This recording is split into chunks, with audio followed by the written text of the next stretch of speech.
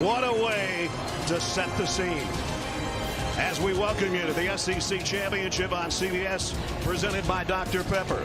Our matchup, the best in the East, the best in the West. The Georgia Bulldogs from Athens, about an hour away, and the third-ranked Crimson Tide from Tuscaloosa. Sold-out crowd, and it is electric in here. And welcome, everybody. I'm Brad Nessler. My partners are Gary Danielson and Jamie Erdahl. This one's been kind of circled on college football fans' calendar since about August, Gary. Yep. And when you look at this game, the heartbreak that Georgia has felt at the hands of Alabama. We went through all the niceties with the coaches last night. Kirby Smart said, it's not about Alabama, it's about us. Were you buying all that? No. They've done a good job of it, but I think Kirby Smart, all through the winter, all through spring, all summer, he kept grinding his team. Can you get past Alabama? And for Alabama, I think Nick Saban has been chiding his defense, saying, I remember when we used to be the best defensive team. These two teams want to play each other. Well, a record 14th appearance for Alabama, the 9th for Georgia. A couple of quarterbacks that are great stories. They're similar in stature, but they're very different in style, and I guess you would call it pedigree. Blackshear Georgia walk-on Stetson Bennett, some kind of story over the last year and a half. And Bryce Young, the 5-star from California, who's maybe the front runner for the Heisman Trophy. Let's start with Stetson Bennett. If you took his story to a movie producer this time of year, they'd go, we're throwing the script out. That ain't going to happen. No, and I can tell you as a walk-on, every practice is intensity. Every meeting, every scrimmage, and through every game, he's had to continue to prove himself, and he has. He's an important part of this offense now. The team believes in him. He gives them a dimension, and Alabama will have to be ready for him to do that little stuff. When he runs the ball, he's got an extra dimension in the offense. Well, we've seen Alabama already a handful of times this year, and it seems like every week we're more impressed with Bryce Young, even when things got tough last week in the Iron Bowl. In 5 openings, we've always talked about Bryce Young, but it was in the closing of the Auburn game that everything came to fruition. He showed all those skills in one clutch drive. A 3rd down pass, a 4th down pass, a 3rd down pass, and then he puts the game away to tie it with another 3rd down pass. He showed everything he's about, cool as a cucumber, but I'll tell you, this guy, he needs help, and will he have it today? Brian Robinson, lower leg injury. We'll see how good he is to go. He won't be 100%. We know that already. And they need all the weapons they can get because, as we've talked about all season long, they're playing against a remarkable defense in Georgia. There's been a lot of unpredictable stuff in college football, but the constant of college football in 2021 has been the Georgia defense. They've showed up every game. They don't even like to give up first downs. They've got stars at every level. Jordan Davis, Jalen Carter, 2 great linebackers, Indeed and Tyndall.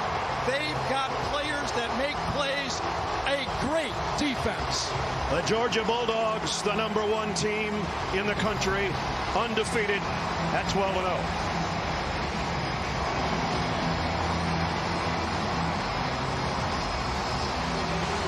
And from Tuscaloosa, the #3 team in the country, champions of the West and the defending national champion Crimson Tide of Alabama. The 30th SEC Championship about to kick off here in Atlanta. The SEC Championship on CBS, presented by Dr. Pepper, sponsored by State Farm, Sonic, 20th Century Studios, The King's Man, and by Dr. Pepper. Championship game about to commence, but before we kick, we check in with the 3rd member of our team, Jamie Erdahl. James.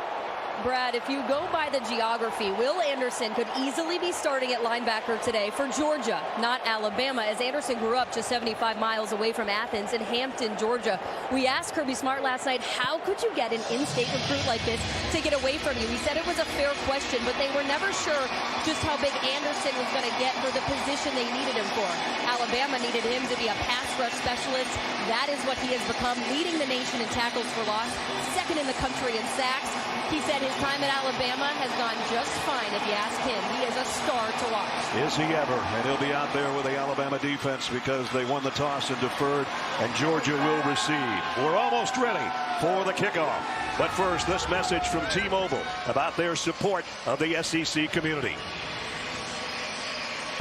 Alabama had it for 5 weeks, lost to Texas A&M. Georgia took over. They've been #1 ever since. Will Reichert has got it teed up from a sold-out Mercedes-Benz Stadium in Atlanta. Kenny McIntosh waits at the goal line.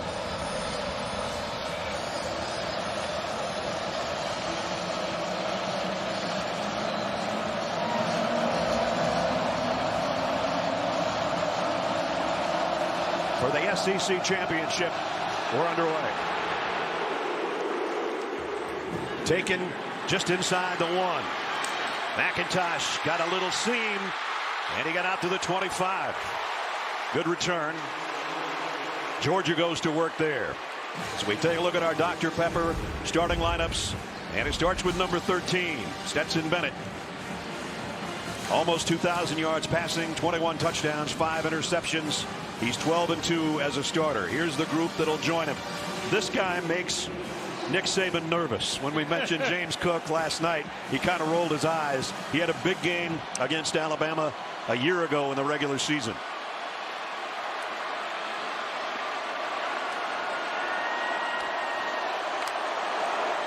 Bennett flares it out to Cook. With a stiff arm, got away from one man, got it down the sideline, and immediately a first down, Georgia. 15 more at the end of it, too. An over-aggressive late hit is going to tack 15 on.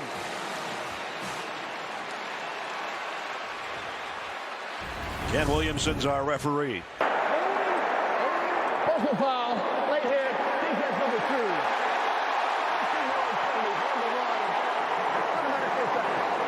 So immediately a big play and a big penalty on DeMarco Helms. Right in the Georgia bench. Yeah, you're not going to get away with it right there. Nope. So that actually moves it right into Alabama territory already at the 46-yard line.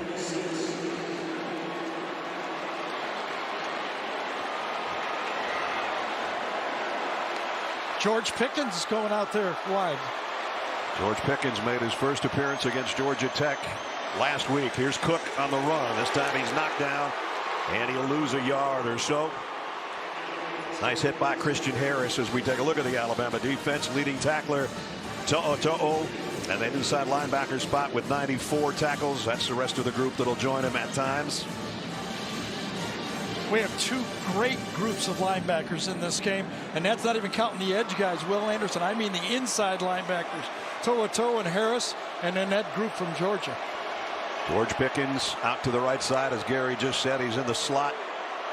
Kenny McIntosh goes out there as a wideout to the top of your screen on 2nd down and 10. Bennett down the middle, incomplete, intended for Pickens, who was looking for a flag, doesn't get one. Really interesting how Todd Monken is starting this game out. Last year at Alabama, he threw 27 first-half passes against this Alabama team, kept it wide open. Coming out, throwing again. And you see the replay, and Josh Jobe did get a hand on it, maybe. You know half the crowd is going to boo every call. Yeah, that's true. There's the numbers last year, 3 interceptions. You could say, other than that, he played a pretty good game. One of them was terrible. The other 2 were tipped. Burton comes in on the left side. Safety blitz coming. Pass is incomplete, and that would have been a pick 6 for Jordan Battle had he held it. Safety blitz, aggressive, coming right at Stetson Bennett. And you're right, Ness. Pick 6 all the way. Right up the gut here. It's going to be a safety blitz. Number 3, Daniel Wright, and dodged one there, didn't he? Yep.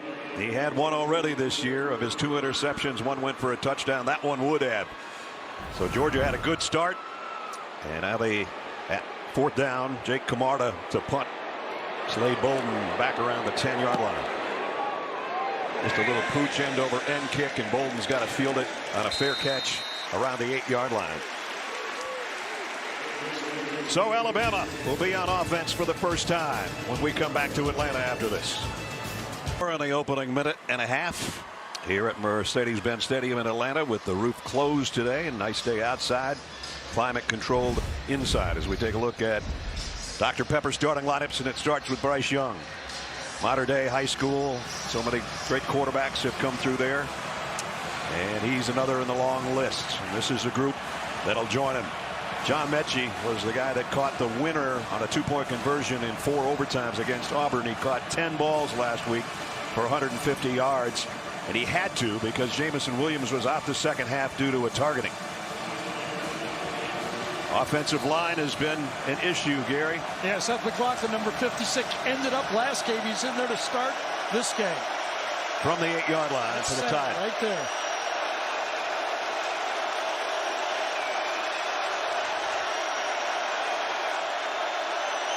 Latu, the tight end, in motion. Quick throw out in the flat. Jamison Williams, and he's got a first down on the first snap, or close to it. Well, you can almost see this coming. A lot of short throws early to try to spread this defense out. And for that, that means you got a block on the edge. And this time, Alabama blocked them both. You expected tempo, you got tempo. Yep. You talked about it yesterday in our meeting, and one play, one first down, and they quickly line up. They're taking their time now, but they were on the line of scrimmage and ready to go. Bryce Young just overshot Mechie, got one hand on it. Back there defensively was Keely Ringo. One-on-one coverage instead of throwing the short route, and that's what Georgia's going to say. Like, we can take away the short route, but then they're going to get the fade. What the tempo does is keep Jordan Davis on the field. They can try to tire him out by keeping him out there with the tempo offense.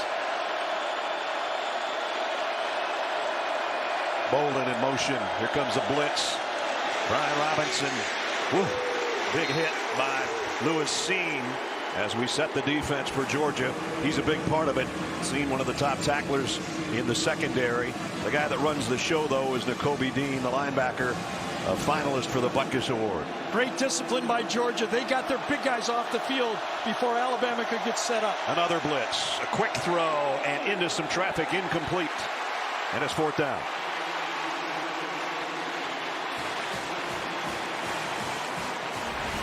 When you know you're going to get it in and out of the hands quick, and just, again, maybe a foot wide, but good enough coverage that time by Tyndall to force the throw a little wide. Those linebackers for Georgia, athletic, and they play those hook zones really, really well. Fieris Jackson will wait on the punt from Burnett. Will kick this away around his own 15.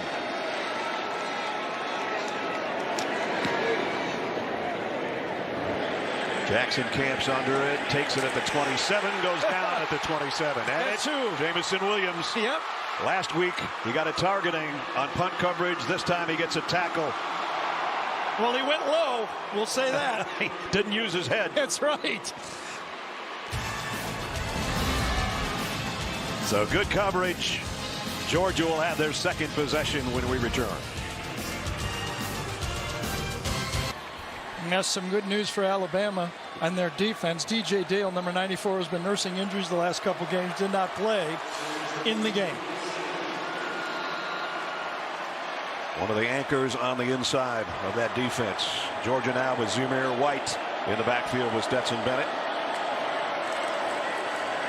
And he'll get, the ball is still in Bennett's hands. He gets dropped at the line of scrimmage. To'o was there. So was Helms.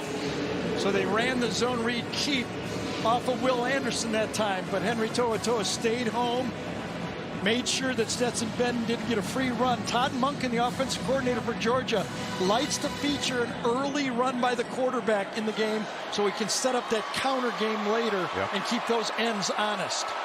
2nd down and 9.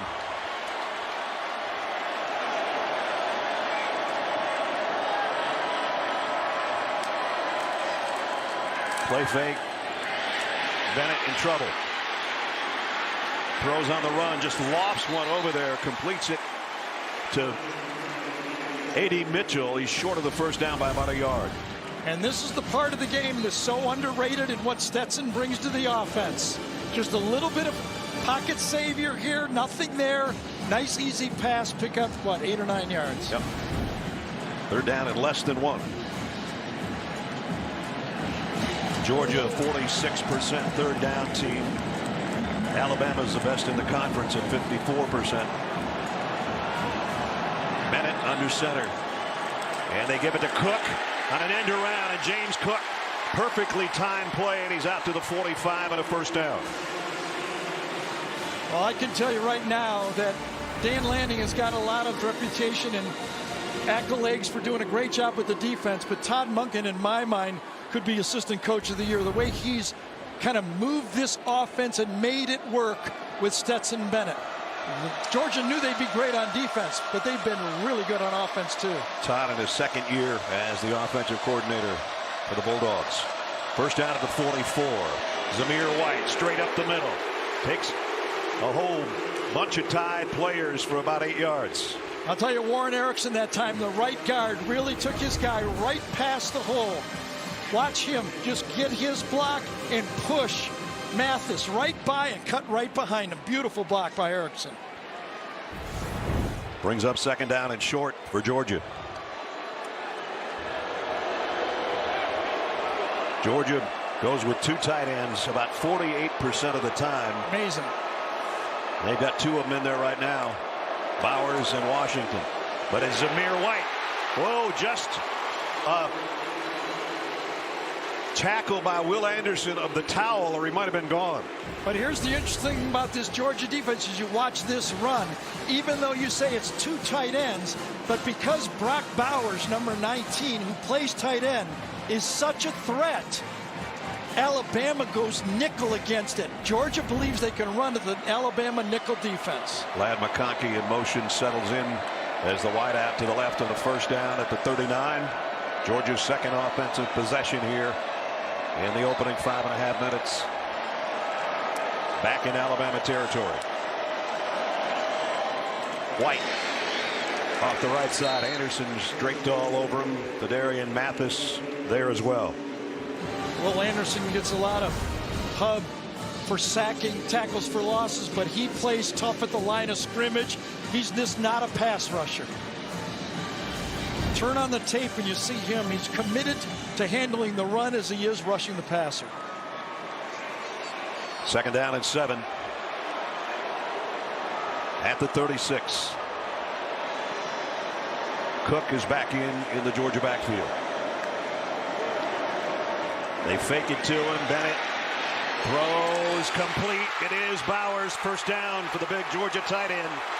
Well, here's that bunch, and we were talking about Alabama plays Bowers as a wide receiver. They've got nickel in, but he still gets open. Well-designed play. You've got someone coming out the flat to hold the short coverage, and the protection allows Stetson Bennett to go to the layered short cornered route to the tight end. A pickup of 18 to the 18 for number 19, who's one of the best tight ends in the country. Didn't make the finalist list for the Mackey Award. Not sure he shouldn't have been on that list, but here's a toss sweep. James Cook behind his blockers and down near the 12. 3 tight ends in the game this time. John Fitzpatrick is in there. Overloaded. Fitzpatrick gets his block, and then Warren McClendon's coming around the big tackle. They've got a lot of beef in front of that round. 3 tight ends, 5 offensive linemen. They're running at that nickel front from Alabama. Bowers gets a breather after a pickup of 6 on the play. Kenny McIntosh back in, as you see, with Stetson Bennett in the red zone for Georgia at the 12-yard line of Alabama. Second down at 4. McIntosh stood up the line of scrimmage by To'o. Might have gotten a yard. It'll bring up third down.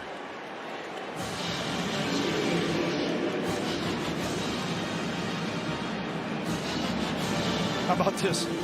Georgia brings in 5 new players for this third down and short play. They got Mitchell and Burton as the wide receivers. Cook in the backfield. The tight ends we've already talked about. Bowers is in there, as is Fitzpatrick. Both set up on the right side, and now Burton comes back this way. 3rd down and 3.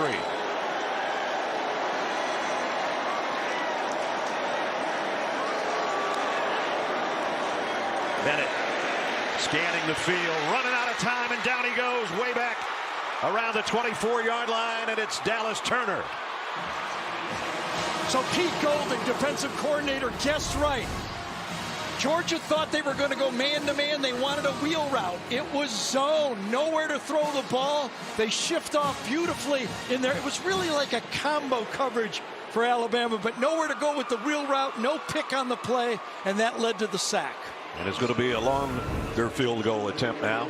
Kind of the trademark of the Alabama defense, switching off those man coverages or zone coverages and not covering grass, but covering men. Jack Podlesny will try from 38 yards out. Kick is on the way, and Georgia takes the lead with 6:02 to go, first quarter. Georgia had a good-looking drive going, but the sack and a loss of 10 as Dallas Turner comes in there, the freshman, having a great season.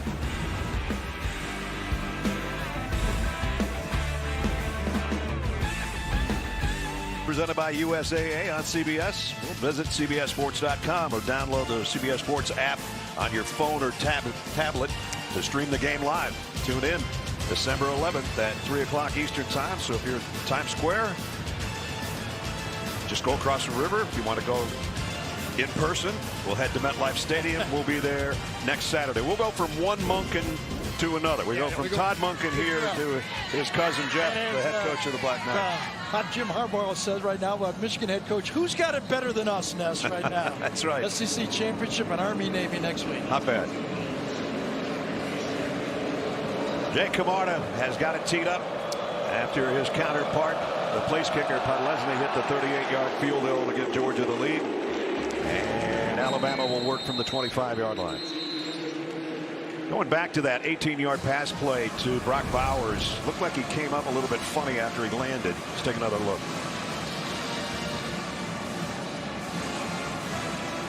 Yeah, and he kind of winced right there with his right leg, didn't he? Just kind of as he got up, he could feel something. And Jamie says he's in the tents, so we'll try to get part of that offense. I'll tell you. You're not kidding. Their number 1 receiver.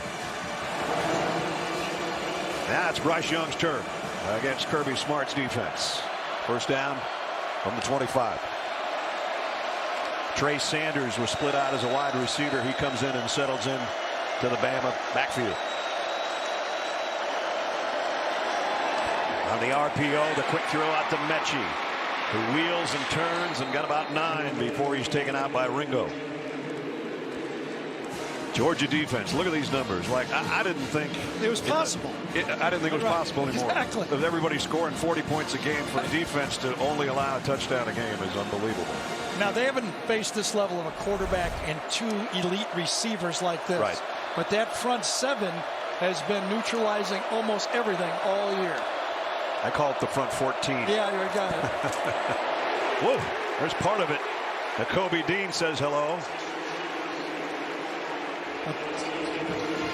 Jordan Davis takes on 1, sometimes 2 blockers. Let's see what he does on this one. Handles it, and Nakobe Dean comes right off that bigger butt and makes the tackle. Over the middle, Slade Bolden, first down. See, there's nothing easy. Those linebackers for Georgia, both Tyndall and Dean and Walker, they just clamp. They know that the quarterback's not going to have a lot of time. And when they go, it's got to be a good throw, and it was. And again, they go with some tempo at the 41-yard line with the first down. Trey Sanders gets swallowed up after a pickup of a yard. Jordan Davis, big number 99. And we mean big. He was about 380 when he got to Athens. They told him he had to get down to 325 if he was ever going to see the field. And now he weighs about 350, and they don't argue with him too much about how much he weighs. Yeah, and he knows exactly 2 plays, and he's out of there. Christian Leary in the backfield for Alabama. We thought we'd see him a converted wide receiver because they're so thin at tailback. He's with Bryce Young right now on 2nd down and 8. Georgia's going to bring a blitz. Young down the middle, and what a throw to Latu. And there was pressure on him as well. Channing Tindall, number 41, a great blitzer on the play, gets right in the face of Bryce Young, and he lets it go. Perfect throw, and what a reaction to make that catch. Wow, good reaction by the umpire to not have his ear taken off, too. You throw it to the open space, and the receiver felt it and grabbed it. First down at the 44. Young going deep now, left sideline. Williams almost made a one-handed catch. I think if he lays it out there a little farther, he runs under this, Garrett. That's a great matchup. Darian Kendrick, number 11. Jameson Williams, number 1. 2 future NFL players, and yeah, I can't fault anything like that. Maybe another couple yards on the pass, but that's good defense. Brian Robinson's come back in, so they're going to have Robinson, Sanders, and Leary all playing in the backfield with Bryce Young. At the offset eye setup, actually. Young all day to throw this one. And now has it tipped. Incomplete. Nakobe Dean got a hand on it. Well, Bryce Young it's basically a drop back passer, but this play action pass and the protection was perfect, and you can see the space. If that gets back and not blocked by Nakobe Dean, that's going to pick 6, 8, 10 yards. Numbers on third down are staggering for Young this year. He's going to have to earn this one, though. Third down and 10.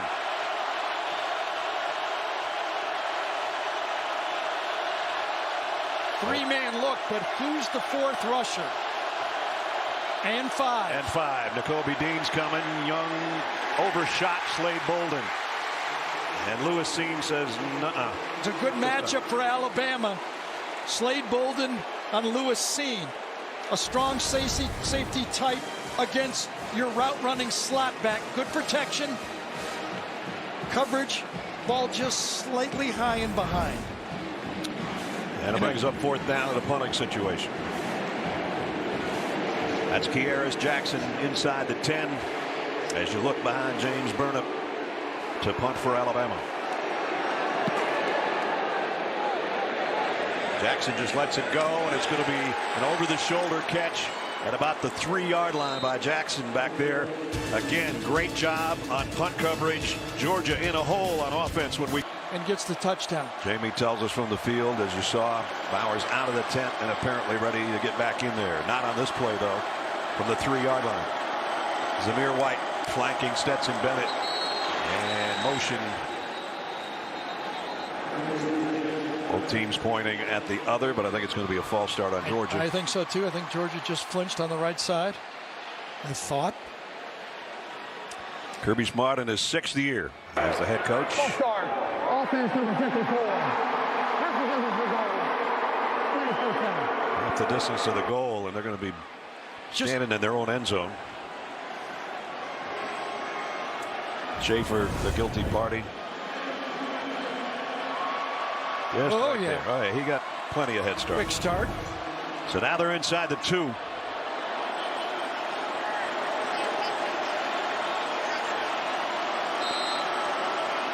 Alabama with Georgia backed up has their regular 3 linebackers on the field. No nickel defense here. They want to stop the run. Bennett, quick throw, got it out to McConkey, who got it out past the 5. So we're just talking about Brock Bowers, a 5-star. But if you thought about, this program was rebuilt by Kirby with these recruiting classes. But coming into this year, again, we talked about they knew they had a good defense, but I don't think they thought they'd be number 1 in the country with Stetson Bennett a walk-on. Ladd McConkey barely recruited. Brock Bowers a true freshman leading receiver. And Dan Jackson playing safety. Yeah. Another walk-on being key members of this Georgia football team. McConkey was on the scout team at this time a year ago. 2nd down and 8. Bennett throws on the run and throws a strike complete out to Burton. First down, Georgia. Remember probably a month ago when we visited Georgia and talked to Todd Monken, and we talked about the 2 quarterbacks. JT Daniels, at that time it was still, when Daniels gets healthy, will he be back? He said, this guy gives me an extra weapon. And you saw it right there. Gets it out to Zamir White.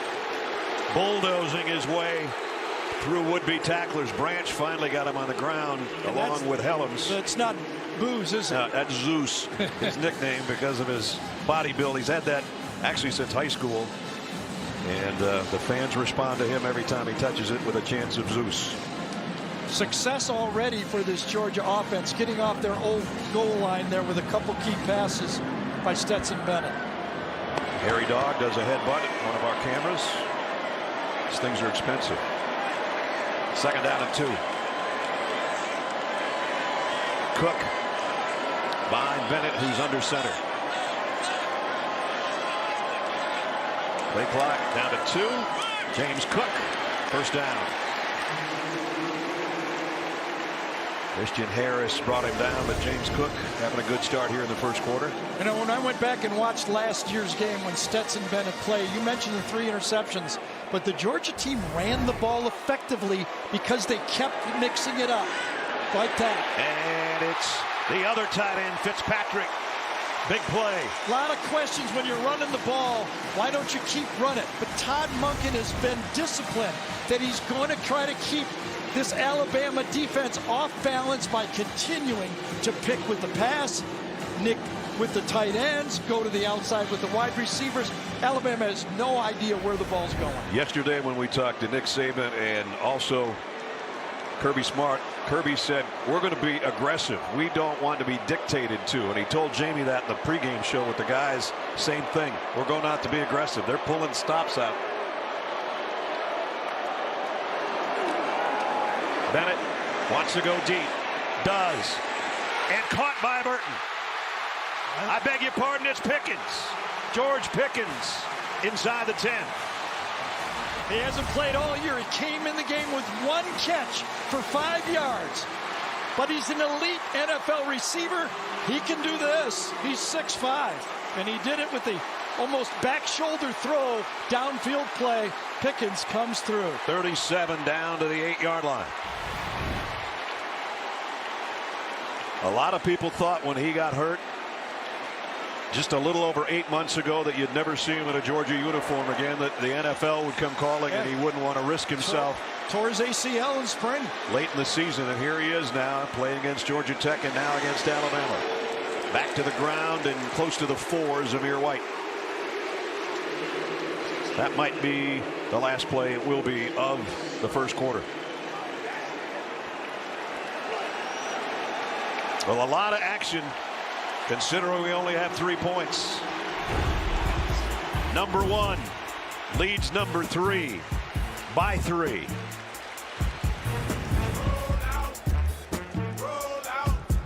Championship on CBS presented by Dr. Pepper. We head into quarter number 2 here in Atlanta at Mercedes-Benz Stadium with Georgia at the 5-yard line of Alabama. This is the 8th play of the drive coming up. There has not been a 3rd down on this drive. Stetson Bennett on the drive has been perfect. 5 for 5 for 86 of the covered 93 yards so far. Bennett lofts it. Caught. Darnell Washington, touchdown.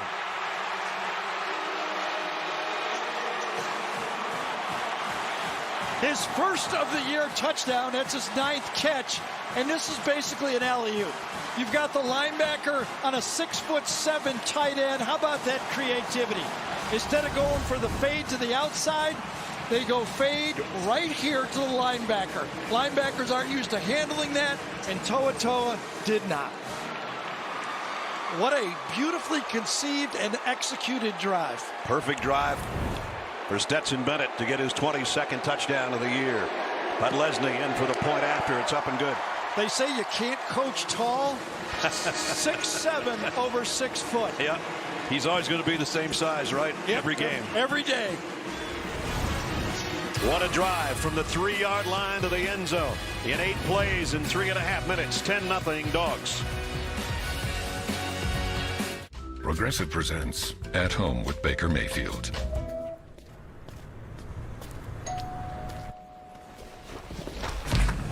Hey, it's Baker from next door, and I think I got one of your packages. I opened it by mistake. Huh. You sure they're not yours? Yeah, I'm pretty sure they're not mine. Huh. Online shopping, it's my curse. You and me both. Hey, you got a wheelbarrow I could borrow? I'm gonna do a little mulching. Yeah, I'll bring it over. Wednesday on CBS, CSI is on the hunt for one of their own. Can they save their friend and protect the legacy of the crime lab? It's the season finale of CSI Vegas, Wednesday, 10/9 Central on CBS. Nick Saban talking things over with his defense. Just gave up a long touchdown drive. This is why coaches stay in there 100 hours. From film, they knew they had this matchup. With the formation, they knew it was going to be tight end on inside linebacker. Perfect formation, got the coverage they wanted. Coach gets the credit for that one. And recruiting a 6'7" tight end. That too. Todd checking into his He needs a bag pen. of tricks. He says, I've worn one pen out in the first quarter. Yes. He's been on it. That's some beautiful play calling, and execution by his quarterback wasn't too shabby either. You can tell he believes in his quarterback, okay? That was the question all year. Is Stetson Bennett good enough to beat the big guys? This coaching staff and his teammates believe he is. Alabama's turn. Alabama's turn, and they had not done well in the first quarter, as you saw over the past several weeks. RPO and incomplete as Bryce Young got hammered just trying to get the fake in there. Channing Tindall came flying in. I'll tell you, these two guys, for this Georgia defense, you get caught up front, but these edge guys coming right around this time. It was inside linebacker Channing Tindall. Lines up inside. It's a run blitz. Because of the RPO, it turns into a pass blitz. Turned into a splattered quarterback is what it turned into. Yeah, Bryce Young goes, yeah, I'm kind of used to this after last week. Yeah. Hesitates, throws on the run, completes it out to Robinson. Brian Robinson got 7 or 8 out of it before Seam knocks him out of bounds. Yeah, you got to give Brian Robinson a lot of credit here. He's probably playing on 1.5 legs. He pulled that hamstring last week. Giving all he can. He's a good, outlet, but he's not the real Brian Robinson today. He's a 1,000-yard back, but he's not 100%. He's got the calf with a sleeve on it. The hamstring was a little bit pulled a week ago against Auburn. None of it's feeling too good for number 4. Here comes the blitz. Down the middle and on the fly. Jamison Williams, extra speed on the gas and gone. Touchdown. Just like that, Alabama with the answer. This has got to be a busted coverage. No way. First of all, Brian Robinson takes on the blitz and allows the throw. But watch this lack of coverage in the middle of the field by Georgia. What's going on here? Nobody on the slot, dangerous receiver, and not going to catch him. Nope. Christopher Smith was trying, but what little angle he had dissipated, courtesy of number 1. Reichard for the point after. Wobbly, but he got it through there. And Brian Robinson, we talked about him giving up his body for his football team. Watch this block right here. That's why he's in there, helping inside, and that allows the throw for Jamison to turn on those Jets.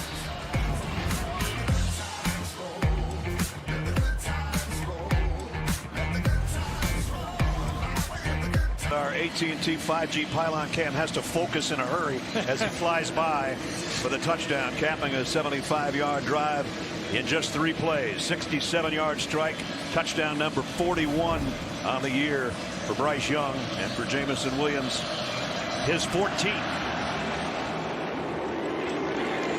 Georgia will go to work with their lead cut back to a field goal from the 25 as we check in with Jamie. Stetson Bennett told me this week the hardest time for him in his career at Georgia was before this season in fall camp. He was taking third-string reps at quarterback, not nearly enough reps to prove his worth. So he would get the script after practice and be alone and walk through practice by himself. He said he did this almost every day. He turned to Kirby one time. He got to him and said, "Can't you see what I can do?" Obviously, they've arrived at the SEC championship, but wasn't without his lumps. He's doing it again today, too, Jamie. He's hit 9 straight completions to 9 different receivers. The same thing he did against Georgia Tech last week. That's pretty phenomenal.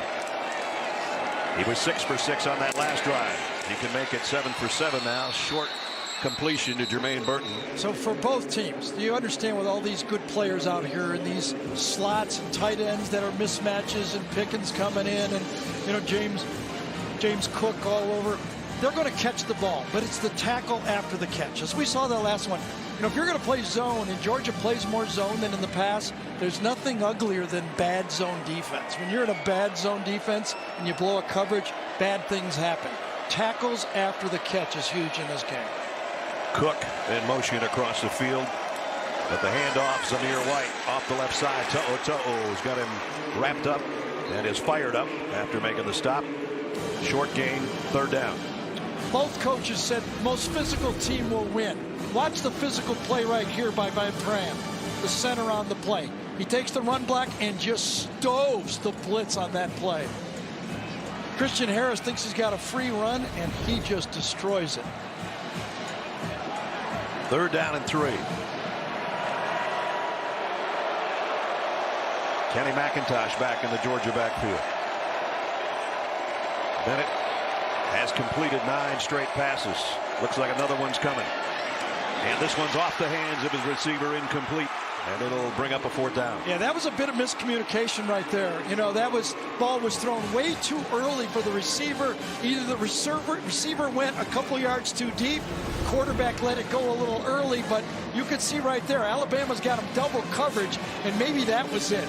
Mitchell felt the extra safety there, and you can see they just weren't connected on that throw. That'll bring up Jake Kamar to punt. Lane Bolden's got to backpedal a mile, and he's going to let it go. It made it to the end zone, or that would have been a monster punt for number 90. 68 yards as it was. A.D. Mitchell getting some tutoring from his own teammates on the sideline. 10-7 Georgia. For 10-7 Georgia. Now it's time for our hometown connection presented by T-Mobile. Here's Jamie. Keely Ringo got the start today at cornerback for Georgia, which is an accomplishment considering he missed all of last season after a shoulder surgery, but that wasn't the hardest part of 2020 for him. Keely's mother, Trely, was diagnosed with an aggressive form of breast cancer 9 days after he left their home in Arizona for Athens. She had plans to move to Athens to watch his career unfold, but she had to stay in their hometown to receive treatment. She was able to get to games, of course, this year in 2021 as she continues her battle, but those two have a special connection, and he truly plays for her every time he hits the field. Mom's part of the Spike squad today over there. All in pink. In crimson, it's a tie, down a field goal, but they've already scored as many points as Georgia's used to giving up per game. High backfield. Trey Sanders, the tail from the 20. Sanders, nice run, got about 6. Flag down. I think Seth McLaughlin, the center that time, is going to get hauled for a hold at the end of the play. Was it him? But he gets kind of run over, and the referees, I think, is going to call that he kind of pulled him down. Holding, offense number 56. 10-yard penalty for previous spot. Take 1st down. Seth is handling a real man there, and Devontae Wyatt. Wyatt is number 95 is a man. He's on his nose right there. He reaches and kind of pulls him back on the play. So back to the 10-yard line where it's 1st and 20. Empty backfield as Leary comes out as a wide receiver. He is a wide receiver, but been playing some tailback the last couple of weeks. Young under pressure, deep ball, sideline, caught by Mechie. Into traffic, and he still got it down. Had the exact matchup before the snap. On the safety, he had Dan Jackson, number 47. He sees it. He's going to him all the way. Leary almost ran into the play, but Bryce Young knew he was going for him the whole way. All the way to the 50-yard line, a pickup of 40.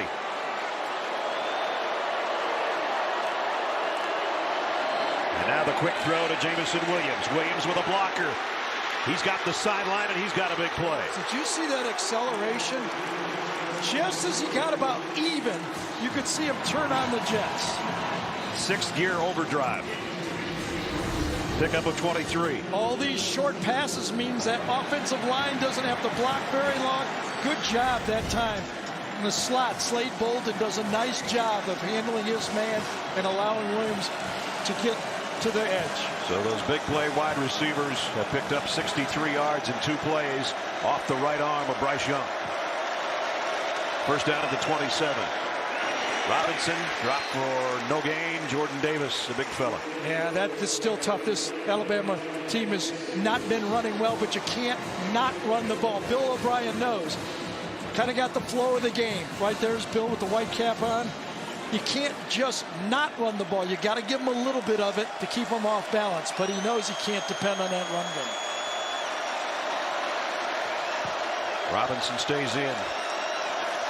Slade Bolden joins the backfield and now comes back out of it. Young pressured in the middle of the field in the pocket and a lateral to Brian Robinson, and he's got a first down. You talk about improvising. You talk about point guard. I mean, Doug Flutie is saying that's a good play. Look at this one. How did he know he was there?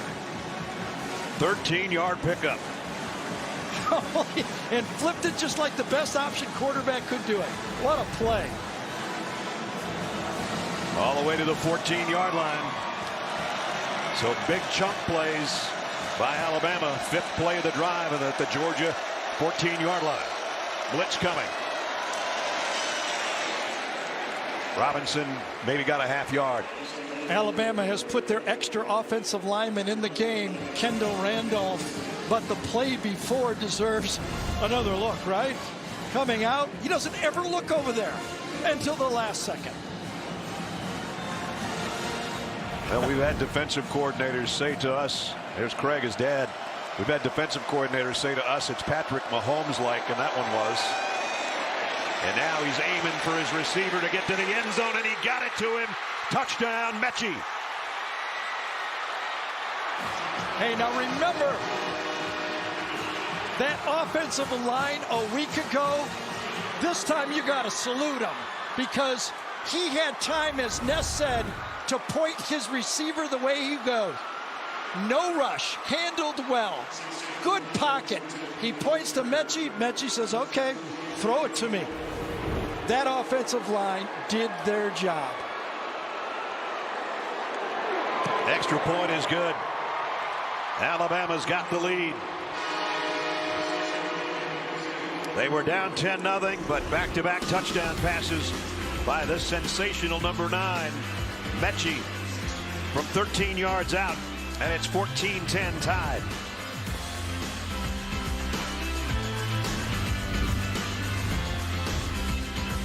About 50 yards away from us. In the end zone. Yeah, in the end zone. John Mechie with a touchdown catch, his 8th of the year. And you mentioned last week him being the only receiver. He was targeted 22 times in that football game. Now the big play receivers, he and Williams both have one today here in the first half.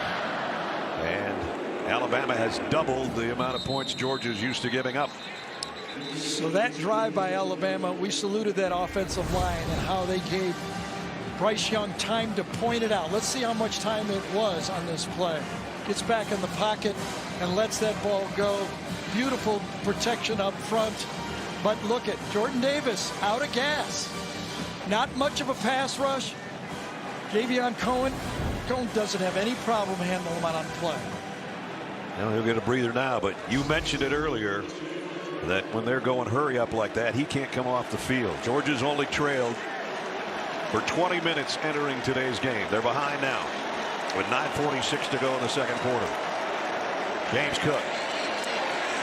Man, he got about 5 out of that. Didn't look like there was going to be that much room. Tim Smith made the tackle.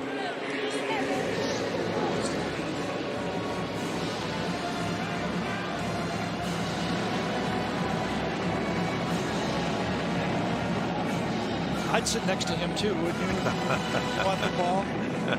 And by You're probably going to get on TV too. And another thing is you don't have to be right in front of him. He sees everybody out there. At the 30, second down and 5 for the Bulldogs as we approach 9 minutes in the quarter.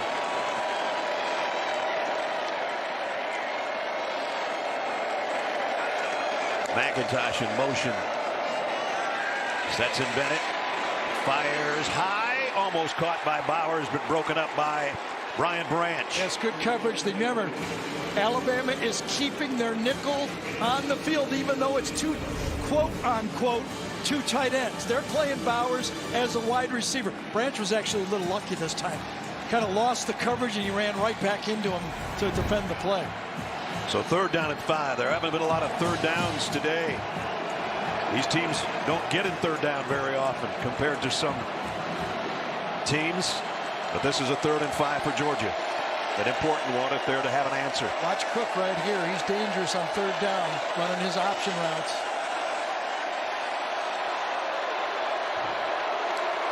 Here comes a blitz. Bennett. And he threw it behind Cook, who had an opening there. Toe was covering him. That was just not a good throw.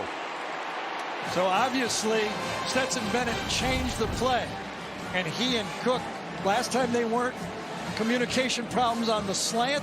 This time, Cook says, I'm running my angle, and Stetson threw a different angle. And Stetson Bennett says to JT Daniels, what did you see? That's 2 straight 3-and-outs. Camarda, who blasted his last punt, set to kick again. Oh man, he hit this one pretty good too. Bolden running backwards as far as he can. This one takes a Georgia bounce. It'll be down around the 5 by McConkey. What a punt, huh? What a weapon to have. He turned it over beautifully. If you're here, it's like up in the 2nd deck when you're watching it. Turns over like a pass and then stops and backs up. 64 yards that time. Downed at the 5 by the starting wideout McConkey. Wave, guys. There Here we are. go. Zook, don't be too big. There you go. Coming up, Geico halftime report with the fellas, PJ, Rick, and Adam. Have all the highlights, analysis from this first half, and the rest of what's going on Championship Saturday. Bryce Young, Alabama touchdowns on the last 2 drives. Yeah, we first saw it a few weeks ago against Arkansas. I thought he knew he was there this time against Arkansas. But today, I don't know how he knew he was there. He's up, he never glances, right? Last second, and does it. 2 spectacular plays of the many he's made all year. He's up to 42 touchdown passes on the season. If Alabama wins this game, it would be considered an upset, I guess, as far as the people that look at that sort of thing, because Alabama hasn't been an underdog in the last 93 games. But he certainly set himself up for a Heisman possibility in New York. He's already one of the guys that is going to be there. He's going to be very high. I think, you know, when we talked to Kirby, he said, you know, we're really good on defense, but I don't know if we're as good as we were last year in the secondary. Yeah. Nobody's got to us yet. And you think about their secondary, a 1st-round pick and a 2nd-round pick left this defense. And a couple of guys that get the transfer portal that probably would be starting as well. Yeah, you think about Eric Stokes went 1st round, Tyson Campbell went 2nd round, Richard LeCount went in the 4th round, Mark Webb went in the 7th round. So yes, that's a new secondary out there that no one else all year has been able to put any pressure on. They've kind of grown and got better because the front 7 is so good, it's given them that opportunity. Yes. This would be a big 3rd down stop for Georgia. Yeah, I don't even know if it's a running down for Alabama, though. They almost got to think pass. Robinson's in there on 3rd down and 2.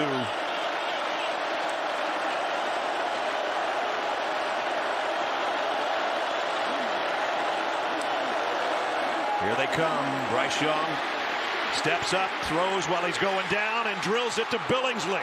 And Billingsley's got a big 1st down. Billingsley's uncovered the whole play, but Bryce had to clear himself out to throw the ball.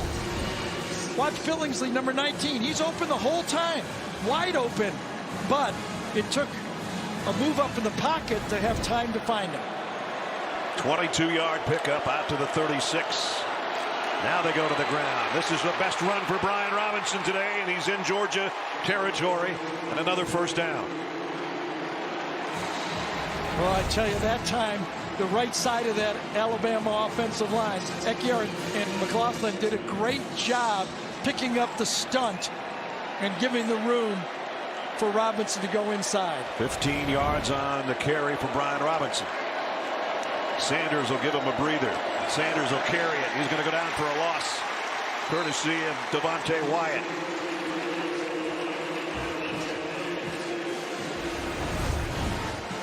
Stopping those plays from inside out, runs right through cone number 70 that time. Take one step. If you're just a half a step late, he runs right through it. Man-to-man coverage key this time. Dean out on Robinson at the bottom of the screen. Bryce knows he's got man-to-man coverage. Sanders down there. Nakobe Dean, the linebacker, on him. Young's looking the other way, though. Double clutches and throws a strike down the middle tackle to Williams, and Scene got him down before he could get to the first down marker. Again, knowing you got man-to-man, you got the square in, you see the blitz. Now you know the middle of the field's open. Easy pitch and catch. Good tackle short of the first down. 3rd and 1, though.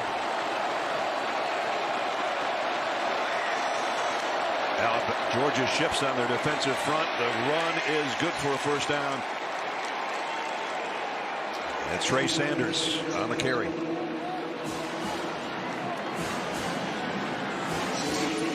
Jordan Davis on the sideline right now. Hasn't been out there the whole series. Here's the quarterback comparison so far. 230 yards and 2 touchdowns. At one point, Stetson Bennett had hit 9 passes in a row. But now it's Bryce Young's show. Empty backfield on first down. Young flushed out of the pocket again by Wyatt. And now he's going to keep it. Doesn't like to run, but he picks up a big gain and then slides safely for a first down. So if you look at the Alabama offense, Bryce Young has really no designed runs all year. Too valuable to run, but this is where he adds to the attack. When he gets in the pocket, he gets what he can and knows, get down. I'm more valuable throwing the ball than running the ball. And that time the pointing was a decoy just so he could get everybody to freeze for a second. Think about that. Just no designed run in modern football for the quarterback. Blitz off the corner. Young had to get rid of it in a hurry. Throws complete inside the 20. And it's Mechie again. As we're approaching 4.5 minutes remaining in the second quarter. So Mechie having a huge first half again. Georgia this season, their total defense, #1 in the country, giving up 231 yards a game. Alabama has obliterated that already. And we're still at 4 minutes left in the half. Nice jump outside by Brian Robinson, stretches it out. He's a yard shy of the first down. But for all intents and purposes, Alabama has made this a passing game, a 7-on-7 game basically. They've said, we respect your running, your front 7 stopping the run, but we're going to spread you out. We've got the best quarterback in the country, and we're going to use him. Again, another 3rd and short, 3rd and 2. End around coming. No, they fake it. Young with Nakobe Dean giving chase, has to throw this one in the dirt. Aggressive call that time from Dan Lanning, coming after the quarterback, and it worked. Got the ball out of the hand. Now, do they go field goal? Looks like they will. They'll bring out Will Reichard, who's 14 out of 18 on the year. Right around. Another one of those stunts. Got it. Had to do it. Didn't want to take a chance, throw it into the ground, and try to get 3 points. You saw the closing speed for Nakobe Dean there on the quarterback. There's the numbers for Will Reichard. This will be a 33-yard field goal attempt to try to extend Alabama's lead to a touchdown. Kick is up, and it is just good inside the left upright. Kind of hooked it in there, didn't he? That was close. Nick Saban says we'll take it. Every point is going to be vital today. Will Reichard never missed a field goal last year and just barely got that one over the top of the upright. Giveaway, doesn't matter if you use both hands, your left hand, your right hand. If you cry, that's fine. It's $100,000 in tuition. The emotions of Dr. Pepper halftime throw coming up in a few minutes. Alabama now with a 7-point lead after a 79-yard drive and 12 plays, capped by Reichard's field goal. Georgia will go back to work. They've had back-to-back 3-and-outs, and they can't afford that right here, even if they get maybe a field goal before halftime. And Stetson Bennett's aware of that. missed a couple of receivers on the last couple of drives. Time for our Aflac trivia questions. We test your knowledge among Power 5 schools. Who was the last walk-on starting quarterback to lead his team to a conference title?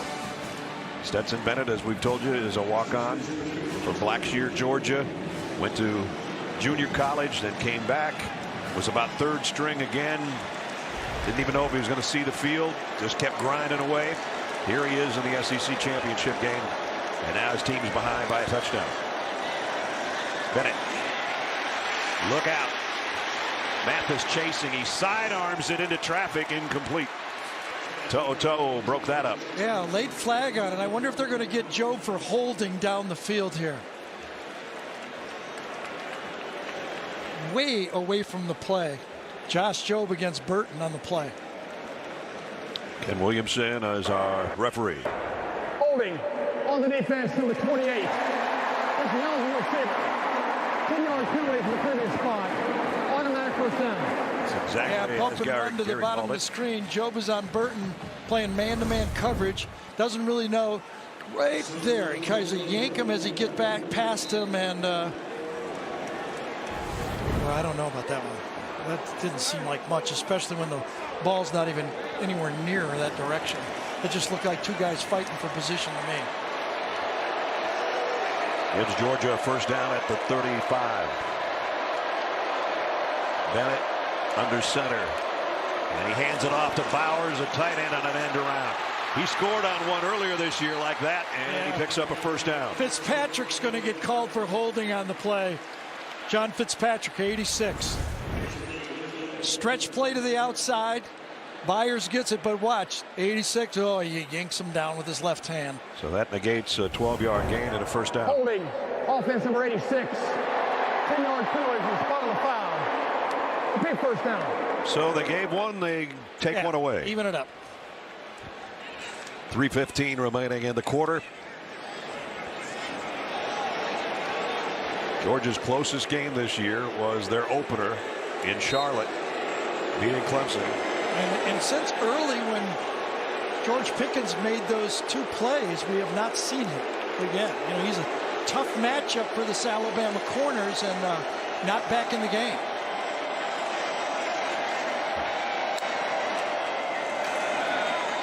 Bennett. Plenty of time, deep middle, and looks like we're going to get another flag. And there it comes. That's going to be on McKinstry. So back and forth we go. Flag, flag, flag. And he was draped all over the intended receiver. Well, this program for Alabama has been built with man-to-man coverage by the corners. Pass interference. Defense. Well, left hand by far just got it wrapped all the way around that time. On top of having struggles against Auburn in the Iron Bowl, Alabama had 11 penalties for 129 yards. That didn't help their cause, even though they won it at 4 overtimes. These two teams are 3rd and 4th in the country in sacks. 43 for Alabama. Georgia has 41. So far in this game, we've had 1 sack. So another Georgia first down.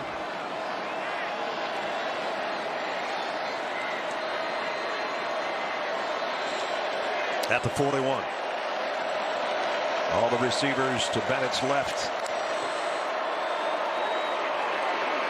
Loads going long for McConkey.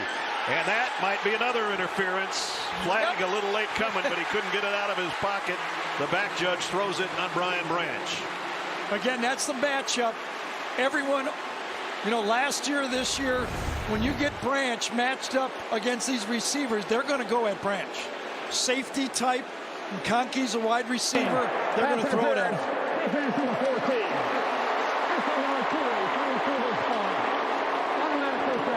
Well, we've seen a lot of things this year, Gary. I don't know if we've seen 4 penalties in a row. But we have it now. You know, good protection that time. Sal, you're in the game. Remember, he's been hurt for the last 4 games. Watch him. Left tackle on the play. He's got Will Anderson. Stays in front of him. No pressure at all. That's a good job on that guy.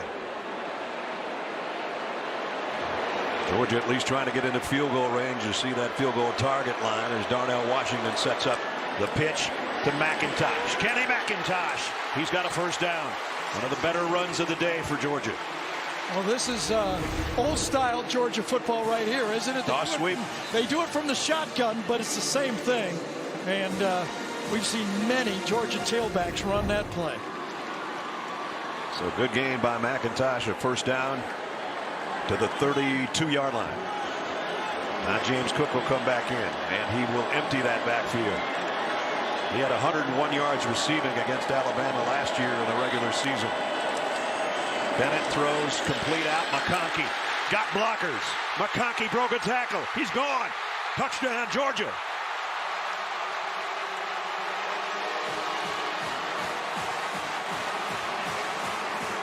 "32 yards with some good blocking in front. Lad McConkey for the Georgia touchdown. Ness, remember when James Cook hit the deep touchdown pass against Alabama when he split out wide? Well, this time Alabama puts their corner on him, meaning they got a safety on the wide receiver. The adjustment doesn't work well because McConkey gets the ball and going against linebackers. The speed, the adjustment, and the fear of James Cook made the play.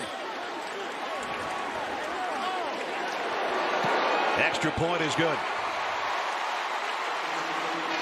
We got a game. 2:06 remaining, second quarter. 75-yard drive in 3 plays. A 32-yard Bennett to McConkey touchdown, and we're dead even. Touchdown. Each quarterback has 2, as we asked you the Aflac trivia question a little bit earlier. Among Power 5 schools, who were the last walk-on starting quarterback to lead his team to a conference title? A lot of people don't remember. Remember, Baker Mayfield transferred to Oklahoma after being a walk-on and won the Big 12 championship, and the Heisman Trophy. And the irony is Stetson Bennett made a name for himself being scout team quarterback and being Baker Mayfield. That's when Georgia played Oklahoma in the playoffs, and he drove the starting defense for Georgia a little bit crazy. Watch the design on this play. Quick screen to the outside just after the catch here. Look at this. Tight end there. Offensive lineman, offensive lineman, offensive lineman, offensive lineman. That's some firepower to split and gash that defense. And I know you've been there, but Stetson Bennett almost couldn't get that thing out of his hand fast enough, could he? He knew he had it. As soon as Alabama adjusted with the corner, he knew it was zone, and he had exactly what he wanted. These two offensive coordinators, Monken and O'Brien, are having heavyweight battle against each other. Now it's back into Bryce Young's hands. First down at the 25. Short throw to Billingsley. Billingsley stood up after a pickup of about 4. And Lewis Seen in on the stop. Keely Ringo as well. And the clock winds its way down under 150. Quarterback comparison. Pretty impressive by both these young guys. Young throws short again. And that's going to be a first down to Brian Robinson as he steps out of bounds with 1:31. Tell you, Brian Robinson's come through for this team, hasn't he? You're not kidding.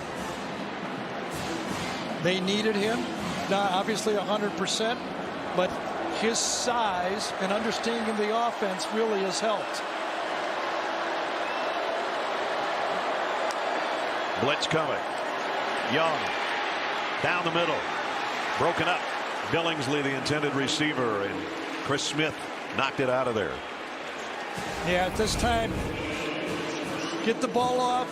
Those blitzers keep coming. Quay Walker that time just kept coming and coming. A little bit of a block, a little low, and Quay Walker went right over Robinson that time. Got to stay up when you're bringing those linebackers inside, because they'll just climb right over you when you try to go for their knees.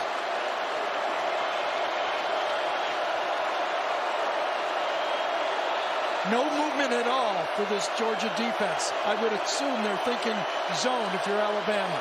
Let's see if they bail from this look. They do. They do. On 2nd and 10. Young's going to go deep. Man out there. Williams. Any flags? Not this time. Pretty good coverage back there by Keely Ringo. Did a good job. He knows he's got speed. He's running now. He's got a fast guy turn and find the ball. Kind of gets both hands on him a little, doesn't he? He's grabbing that. And that's your instinct about whether there was flags there. Probably was right. Touchy. They let him play for Alabama, so they're going to let him play for Georgia. Alabama's the best team in the country on 3rd down and long. They've got one here.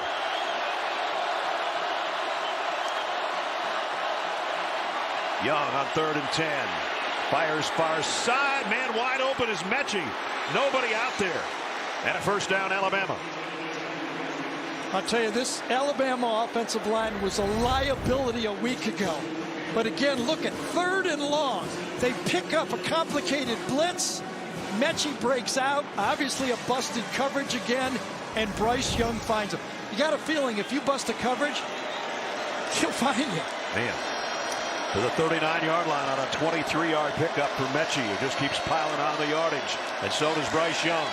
Still wanting more. This time he's high and incomplete. Intended for Brooks, who caught the big touchdown with 24 seconds to go in the Iron Bowl last week. We watched that game a week ago. 7 sacks, maybe another 7 pressures. But look at the Alabama line. Handle the stunts again up front.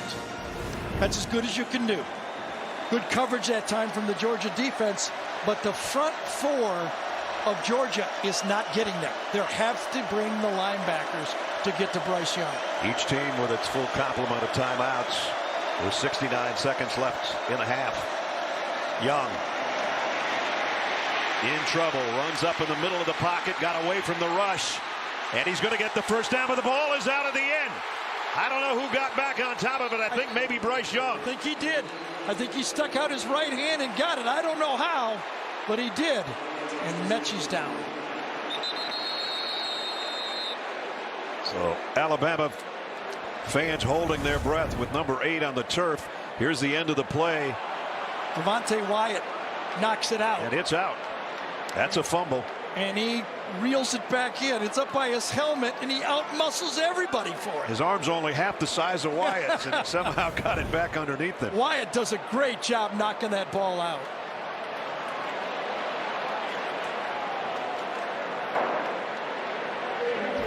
Let's see what happened to Mechie at the end of the play. Makes his cut, and then trying to stop and cut back inside. And he just rolled his ankle on his own, I think. He felt that left side, didn't he, as he's tried to come back to the quarterback. I think it was his knee. Now, that's what they're working on, or so it appears. Those stops sometimes just, you know, that's how you get those injuries. These guys are running at such a high speed, and they put the brakes on, right, and it doesn't work. The knee doesn't allow it. We'll take a 30-second break and hope that John Mechie's okay when we come back. Slowly off the field over to the Alabama sideline. Again, closing in on 100 catches on the year. I thought Nolan Smith had an opportunity to dive on it. First, one more look at Mechie as he slams on the brakes. You can see him feel it. He reaches down for his left knee. But I thought Nolan Smith could have dove on this ball. I think he tries to pick it up. Right side of your screen. Does he try to scoop it? Yes, he does. You're right. It was a 14-yard run, by the way, by Bryce Young before that happened. And then, as Gary said, Nolan Smith should have just covered that instead of trying to scoop it. Mechie's probably just going to the locker room as we're only 45 seconds away from halftime. Meanwhile, it's 1st down after that scramble. And everybody, no, time's not a factor. All the timeouts for Alabama. Blitz is coming. Young is firing, and wide open is Bolden. Inside the 15. Another 1st down. Boy, I tell you, the inside leverage just a little bit too easy. Too much space here.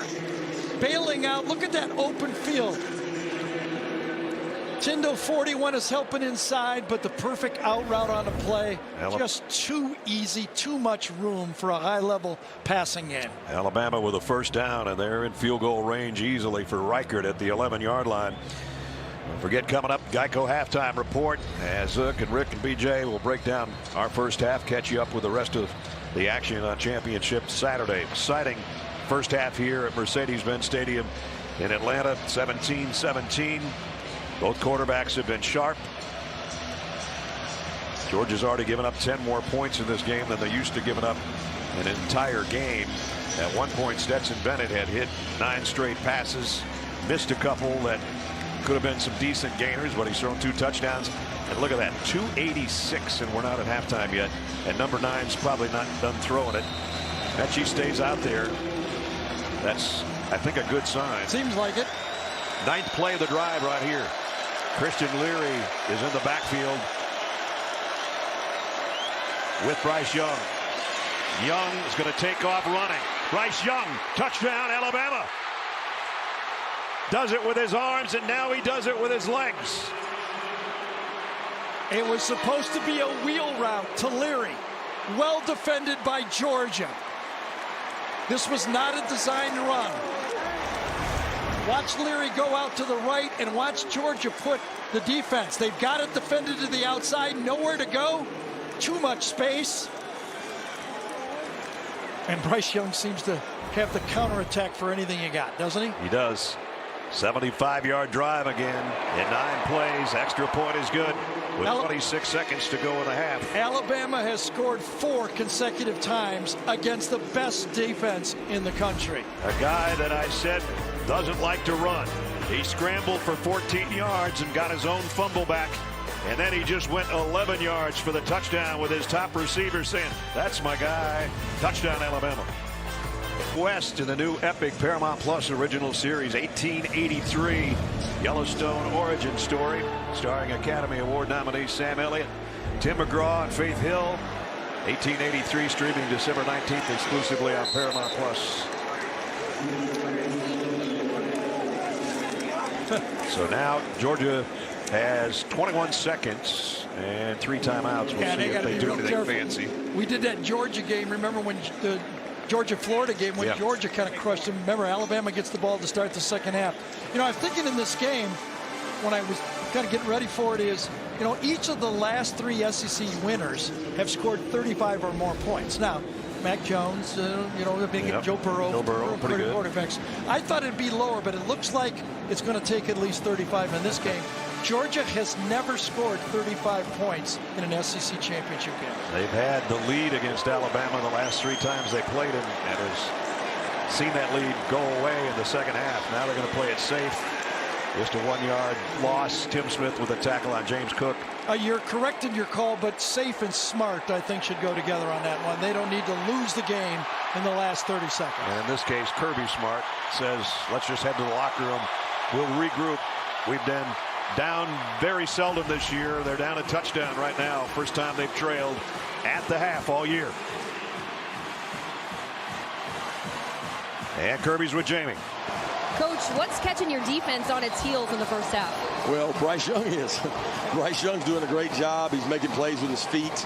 They got some really good wide outs, and we've struggled to cover those guys, and we're not getting pressure.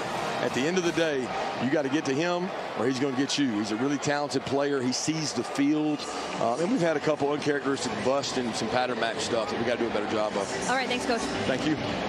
Well, Alabama with 365 yards in the first half against the #1 defense in the country.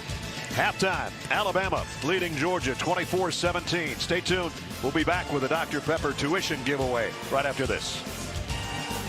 In Atlanta, but Alabama and Georgia lit up Mercedes-Benz Stadium in that first half, 24-17. And now it's time for the welcome back to the SEC Championship on CBS, presented by Dr. Pepper. Just about set to start the third quarter, 24-17. Number 3 Alabama leads the top-ranked Georgia Bulldogs. And now a taste of tradition presented by Sonic. Let's go down to Jamie.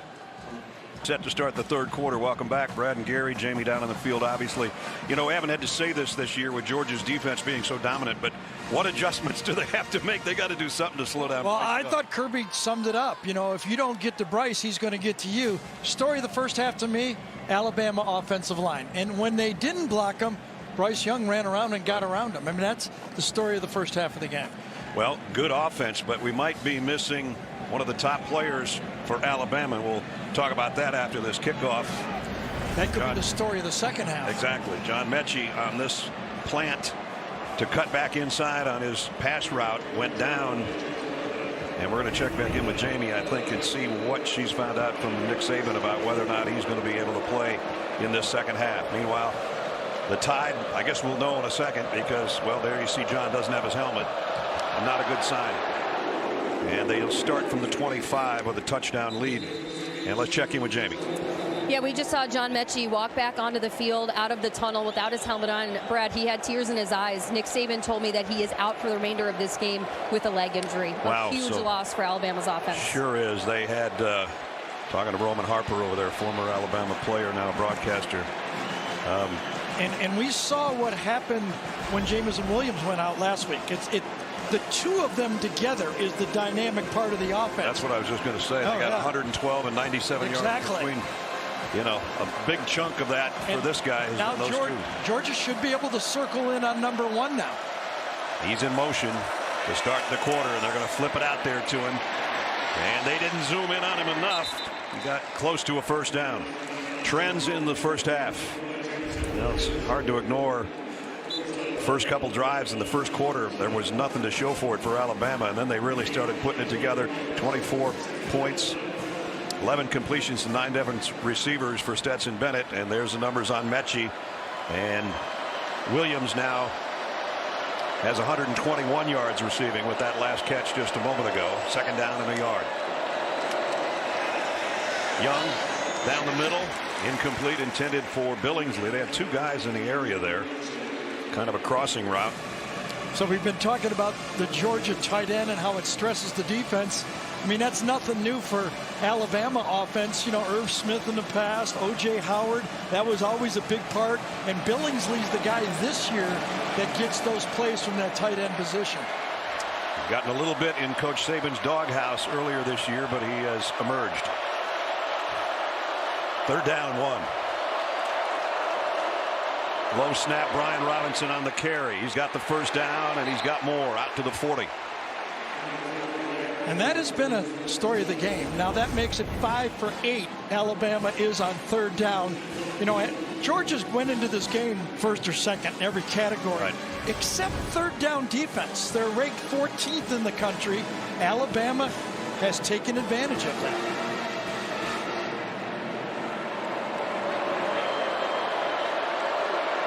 Jordan Davis trying to plug that middle for Georgia. With a first down for Alabama at the 40.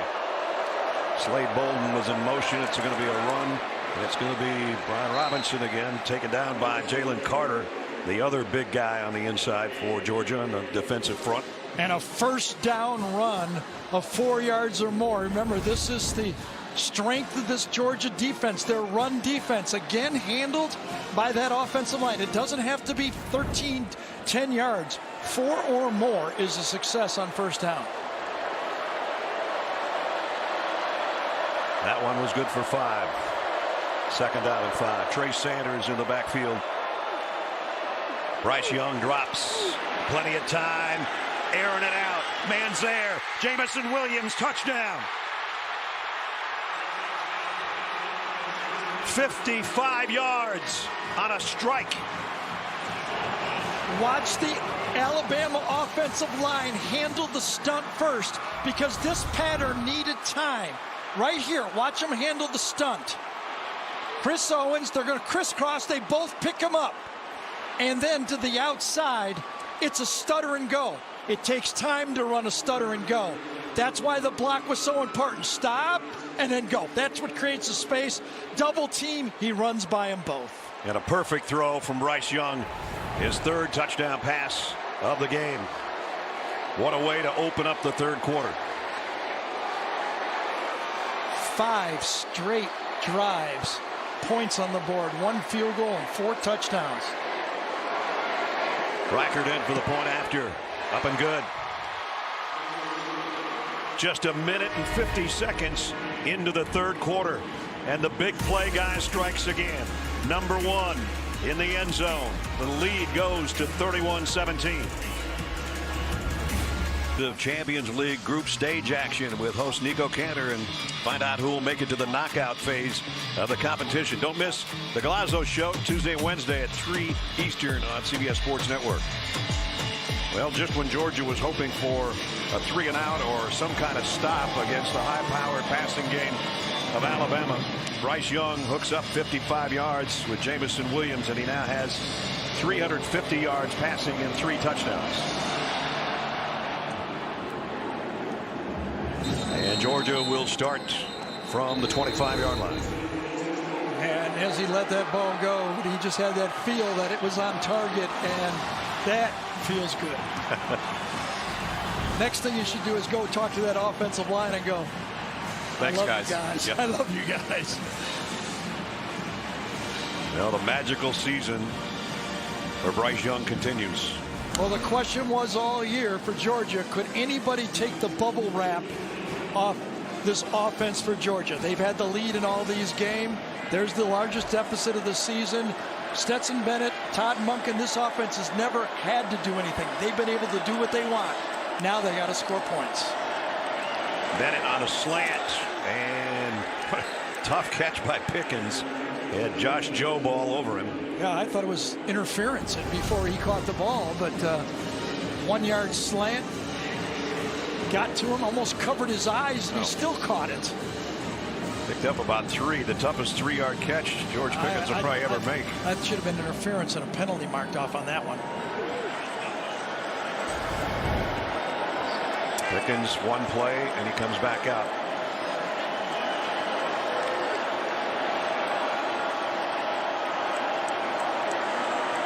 That's McConkey in motion. James Cook dropped for a loss by Will Anderson. He's been kind of quiet all game. Finally, with Alabama with their nickel defensive end, he just runs for the mesh, right to the mesh point. Who's got it? And he beats the block by Washington that time. Washington's trying to come across and get that block. He just beat it too quick on that play. 31.5 tackles for loss. And it forces Georgia into a 3rd and long. Not something they wanted on their opening possession of this quarter. 1 for 5 for this Georgia offense on 3rd down. To'o was thinking about coming on a blitz. Georgia shifts their tight end Bowers in close now on the left. They are going to bring the blitz. Bennett. Georgia picks it up, and he rifles it down to Jermaine Burton, and Burton's got a 1st down at the 42-yard line. You gave the key part of this play, I think, Ness. Picking up the blitz. It's a cross dog. Everything's handled perfectly. Clean pocket. Allows Stetson Bennett to step up and complete the pass. Funny how that works. That offensive line works. The passing game works. So Georgia's moved it to the 42-yard line. Kirby talking to George Pickens on the sideline. Cook stays in there as the tailback.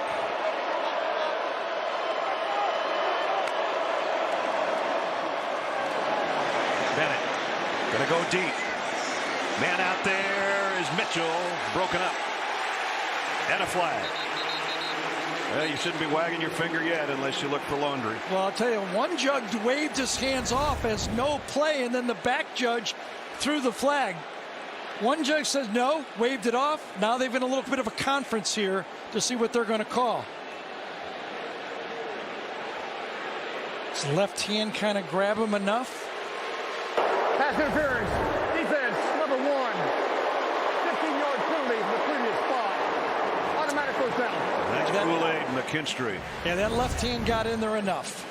Gene Steratore is with us. He's been quiet the first half. We haven't had any reviews or anything. Gene, welcome. Well, you know what? Thanks, Brad. This play is the deep wing official on the sidelines key, and the back judge, once that ball's in the air, starts to look from the inside out to see if there's anything. That's why the back judge throws on the play when he restricts that arm a little bit, not allowing the receiver to get both hands up and make an attempt at the ball.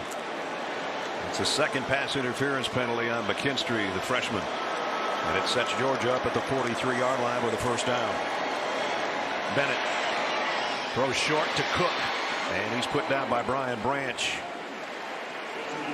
Got about 5, though. So, I mean, we all know this. We've all talked about this in the national championship game. Obviously, Alabama coming from 13 down in the 2nd half. 2018 SEC championship. Jalen Hurts comes in when they were down 14. Now it's Georgia's turn.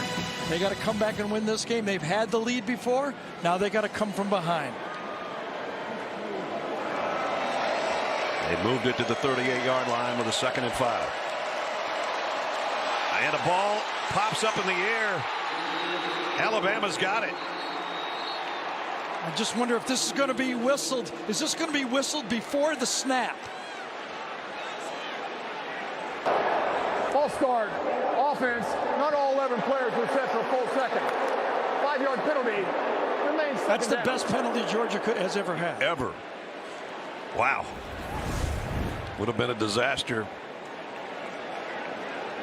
The snap hit right in the face mask. They whistled it just before the ball was snapped. Yeah, they weren't set. I agree with that part.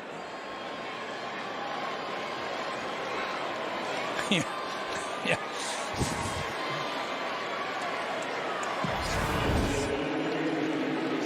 So harmlessly, it's 2nd down and 10.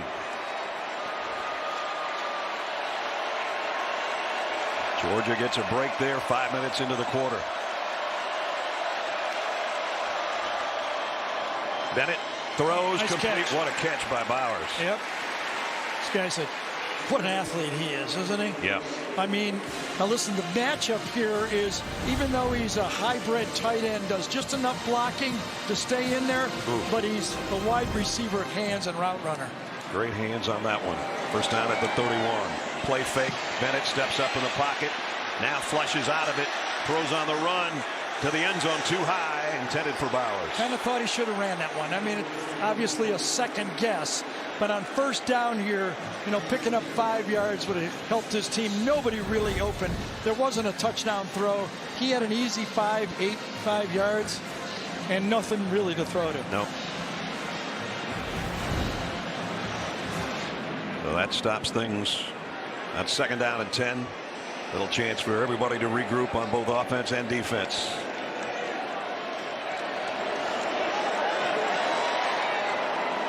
McIntosh with Bennett in the Georgia backfield. Going to flare it out to him. Looking for a block. Made one man miss. The rest of the Tide swarming to bring him down. So it was a very similar play that Ladd McConkey ran from the slot, this time to the running back. So it's the same blocking pattern. You'll see these offensive linemen go out and they're going to try to cut it and cut back behind it, but nowhere to go on the play. A lot of traffic right in front that time. Braswell, number 41, was right there, nowhere to go. See, that's why that first down incompletion and not picking up the 5 yards comes back to haunt you on 3rd and 15. Well, even if Georgia doesn't get this 3rd down, they'd like to get it closer for Podlesny. If they're going to try a field goal, here comes a delayed blitz. Bennett, look out from behind, got away. Now he's pointing to his blockers. Can he get there? He's close. Helms knocked him out. Well, this was an aggressive call by Pete Golding. 3rd and 15, he brings the safety blitz that he opened the game with. The lanes opened up, and just enough room, I think, for McConkey to make, for Bennett to get that first down. They have not moved the markers yet. It's real close, isn't it, one way or another?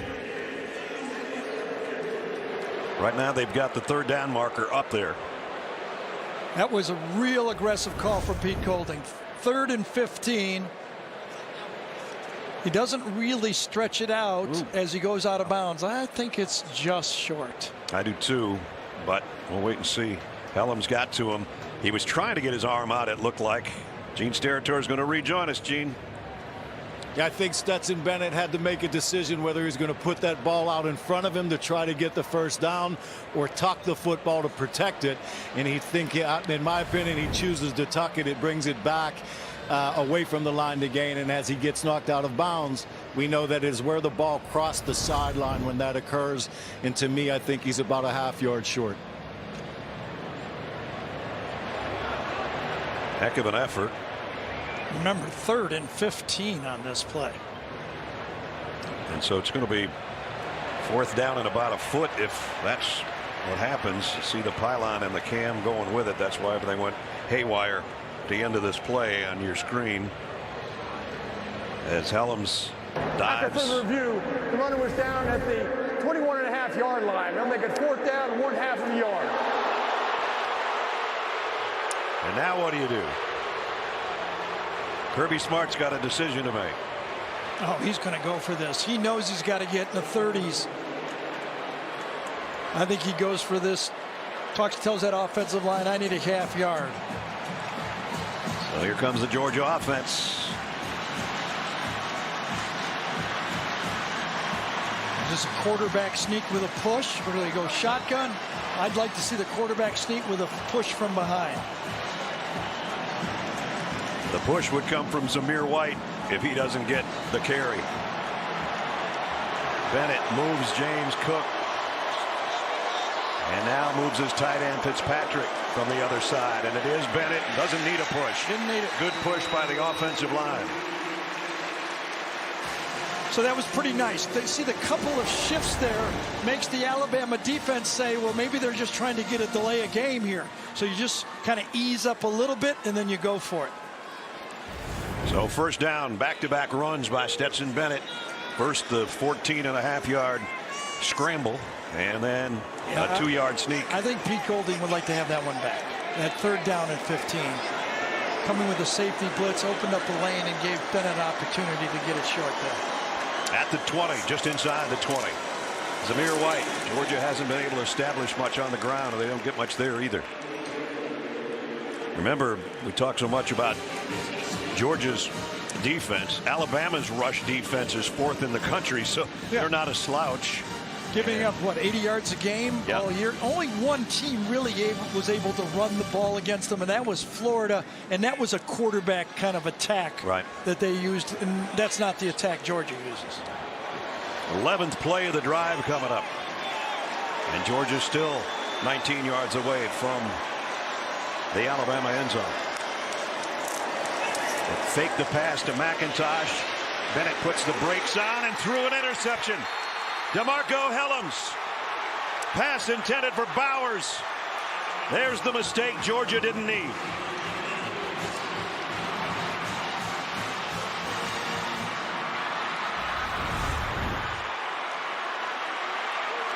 Fakes the blitz, wants to get it in the flat. It's covered and then throws it without finding the safety. He wanted to go to Cook in the flat. That's defended. Oh, look at receiver stops on the play. Bauer stops.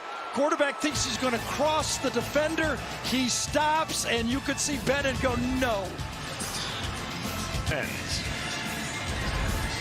Affleck. Papa John's. Sure. And by Dr. Pepper.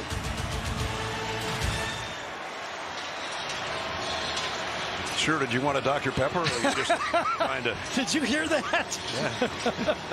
Yeah. No, millions of people did. Actually. That was not good. 31-17 after the interception by DeMarco Helms, his 3rd of the year. Quick sidearm throw, Jamison Williams. About the same way they started the last series. Yep. Let's go back one more look at what happens when the receiver and the quarterback are on different pages. Okay, you start right here. He's coming off. And watch how he gets to the route. You think he's going to keep going across, but watch what happens. If you look at the other angle, once he stops, Helms beats him to the spot. He stops, and Helms looking at the quarterback, and he reacts to the ball.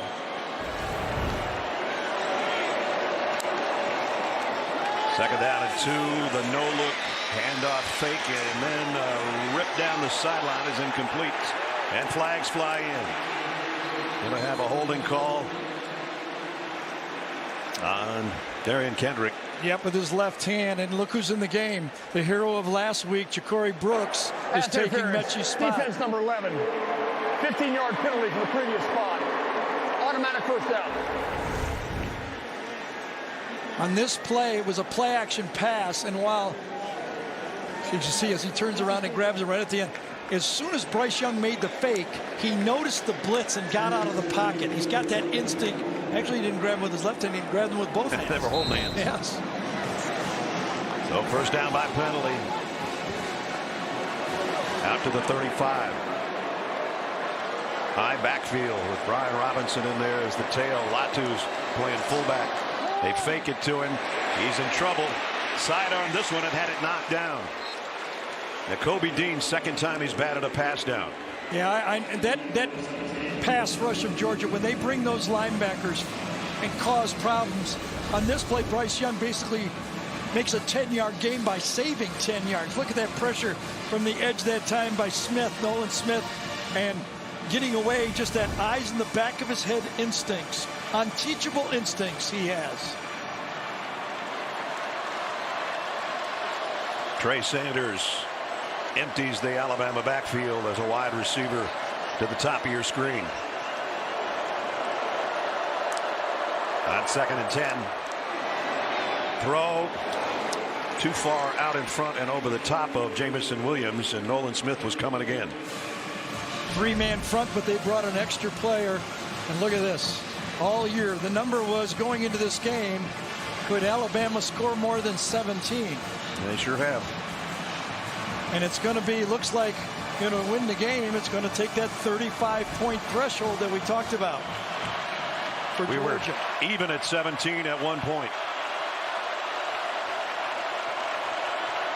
Biggest third down of the day for the Georgia defense right here. Young backpedaling, in trouble, lofts one on the sideline. Nobody over there except Chris Smith, who almost picked it off. Well, 6-man attack that time from Dan Lanning. Can't get with them at 4. That offensive line held. So what do? You bring 6 and say, get it out of his hand. As Kirby told Jamie, you either get him or he gets you. And Devontae Wyatt got a hit on the quarterback as well on one end, and Smith almost picked that off on the other end. And that's a punting situation for James Burnett. Kearis Jackson hasn't been able to do anything on returns, as Burnett's punts, only 2 of them have been fair caught.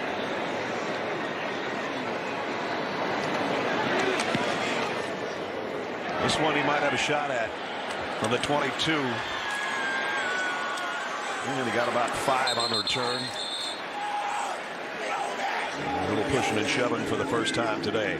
With 5:47 remaining in the third quarter, Georgia's defense does its job. We'll see what the offense does when we come back. Bill O'Brien, the offensive coordinator, has mixed it up. You know, you can mix it up in the running game, but you also mix it up in the way you use your passing game. And then when you want to throw the ball downfield, you do play action and buy some extra time. But the offensive line for Alabama has been the comeback players of the week after last week. Imagine reading what they read about all week. Yeah, much maligned against Auburn in the Iron Bowl. That's all everybody wanted to talk about, except the drive that guy engineered at the end. And now Uga is hoping that his team can put something together here with 5:47 to go in the third quarter.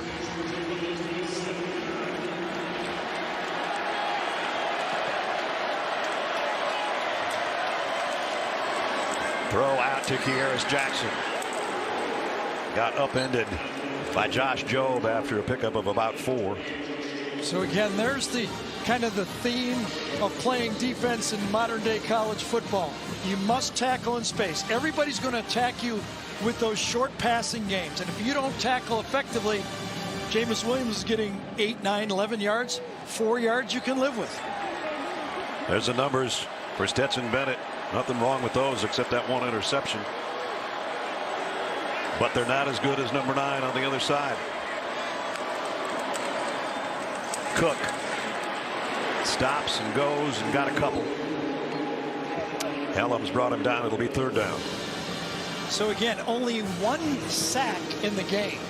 I mean, again, these two teams are 3rd and 4th in the country in total sacks, and only 1. Both offensive lines doing the job. George Pickens is back in the Georgia lineup. And Will Anderson is lined up to the left of the quarterback this time. 3 tight ends.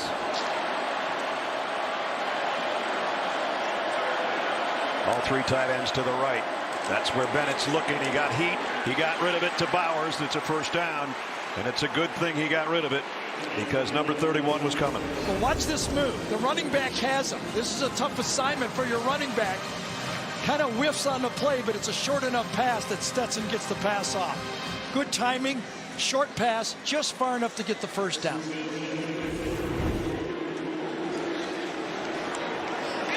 Surprised we haven't seen Pickens again, aren't you?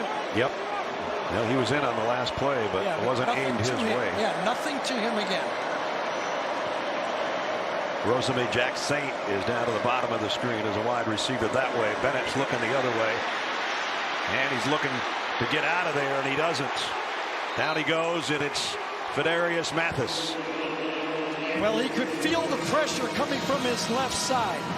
Jamari Salyer does a good job of pushing Will Anderson by him to the outside, but he feels it. And he has to get out of the pocket, cleans, but one more guy from the blind side gets him. 8th sack of the year for number 48. And remember, this Georgia offensive line has only given up 8 sacks all year. They're the best in the country at it. 2nd down and 11. Bennett's going to run. Looking for a blocker. He reaches that time with his hand, and this time I think he got the first down by stretching the ball out as he was heading out of bounds. You see he's going to put it out there with the right hand. Yes. Kind of did the splits. Stuck it out. Heard Gene talking to us that he didn't put the ball out last time. This time he didn't tuck it. And he stretched it into Alabama territory at the 46-yard line.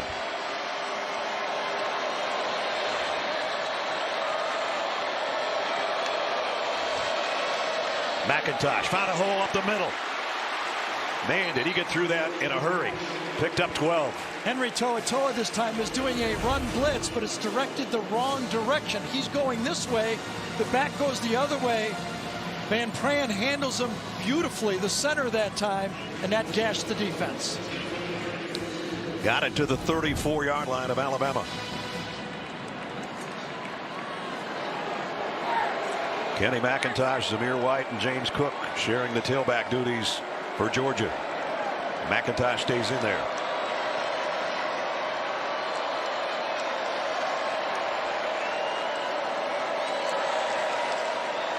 Bennett, quick throw on the slant. It was a little bit behind Bowers, but he made the catch anyway. A little bit of a great catch, right? It was significantly behind Bowers. And watch him, he had a one low catch before, and this one kind of cradles it. Georgia's going with some tempo here. A little bit of hurry up on 2nd down and 3. And it's McIntosh again, and he's down inside the 20. Darnell Washington that time, the big tight end, caught the touchdown pass early. Watch him this time come inside almost on an ISO block and get the key block on the play. Gets Harris that time, and Christian Harris had no chance. Well, Georgia's in the red zone. I like the patience of this drive by Todd Monken. He's not, down points, but it's just not all pass. Right. Great mix. 5 run, 3 pass. Let's see what he's dialed up here on 1st down.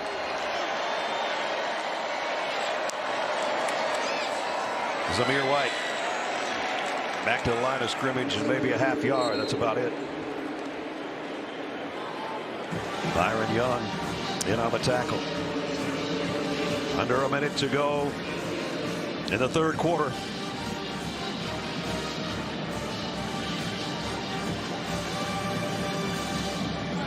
George Pickens just walked back in toward the Georgia huddle. Everybody looking at their wristbands, all 3 of those tight ends, and George says, I'm going this way. Kirby said we've got a small package of plays for him. Well, one-on-one to the outside. Ain't bad. With Josh Jobe. He's looking that way for a second. Now comes back the other way and throws it away. Stops the clock with 8 seconds to go in the quarter. Oh, the clock was still going there. And down to 4. On this play, Josh Jobe knew he had help from a safety, so he forced him wide. Watch, just into the picture. Did we get him? Not quite. Could have been a one-on-one throw to the outside. Maybe should have let it go. That was the safest throw to the outside of the field over there. Not sure where that 4 seconds went. Maybe it won't matter, but now they put 3 back on. Okay. Thank you, guys. 3rd down and 9.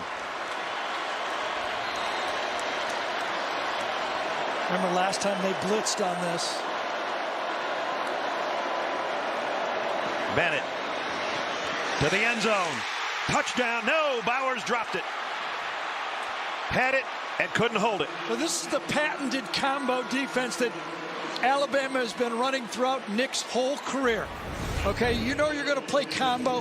Here's the coverage right here on the inside. Tight end's going right down the middle, but the safety comes over to help and cleans it just enough. That's where the ball needed to go, but watch Helms come across and clean up the play. So Helms, who's got an interception and now a pass breakup in this quarter, both big plays. Interesting decision here. 4th and long, no field goal. Stetson Bennett knew he put it right where he had to put it. His tight end just didn't hold it. Final play of the quarter, full out blitz. Bennett lobs one, nobody home, incomplete.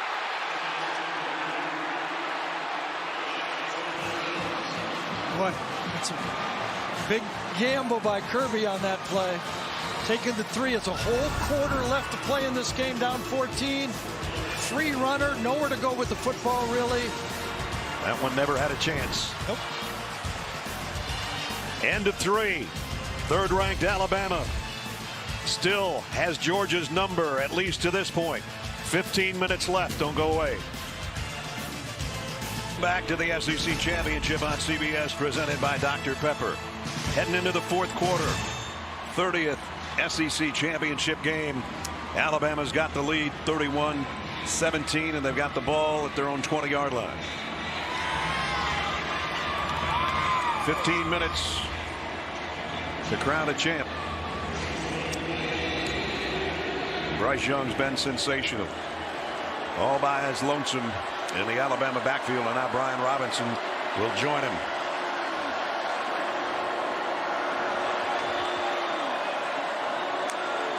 On 1st down, RPO, and the throw is his arm is knocked down as he tried to complete that across the middle. Welcome back to the booth, Brad and Gary. Jamie's down on the field. Last 2 drives for Georgia, 11 plays and 12 plays, both ended at the 19-yard line with an interception, and then on downs could have been points there. Right, and think about the 4th quarter, the contrast. Bryce Young threw 10 passes in that last drive against Auburn. Yeah. All year, Stetson Bennett has only thrown 11 passes in the 4th quarter all year, and he's had the lead in every one of those games. So it's a much different situation than Georgia's been used to all season long, in a perfect 12-0 year so far. And now the throw is right on the money and completed a 1st down.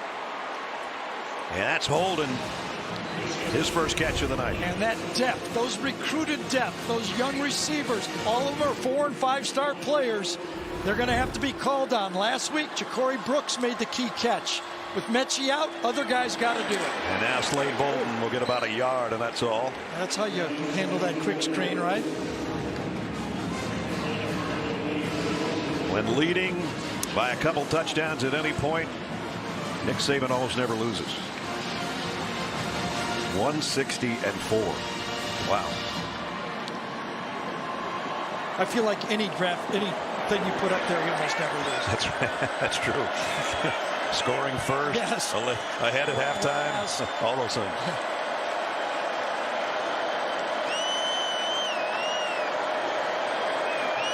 Billingsley on the move. Throw completes, and it's Holden again. Bring up 3rd down and about 3. Again, the respect for that blitzing pass rush from Georgia. When those linebackers come, they're tough to handle. Get it in and out of your hands, get it 3rd and manageable. That's what they did.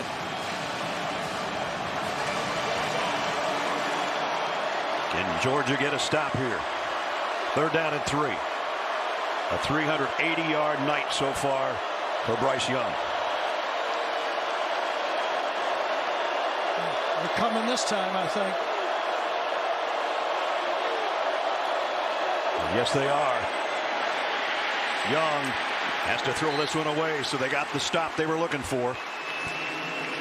Finally got pressure on number 9. Yeah, and the guys that make the plays and those types of blitzes all year have been those linebackers. 17, 41 coming off the edge.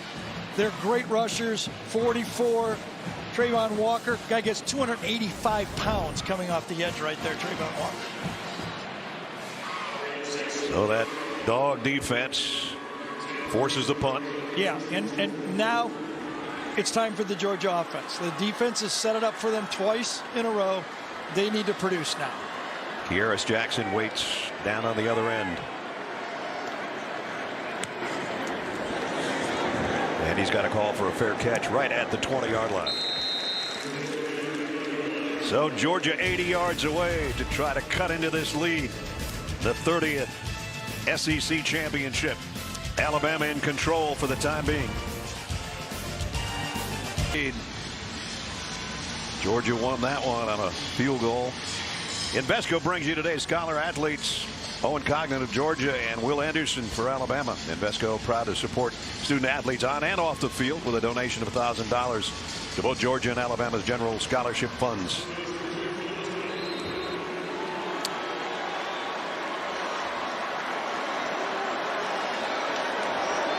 Kearis Jackson in motion.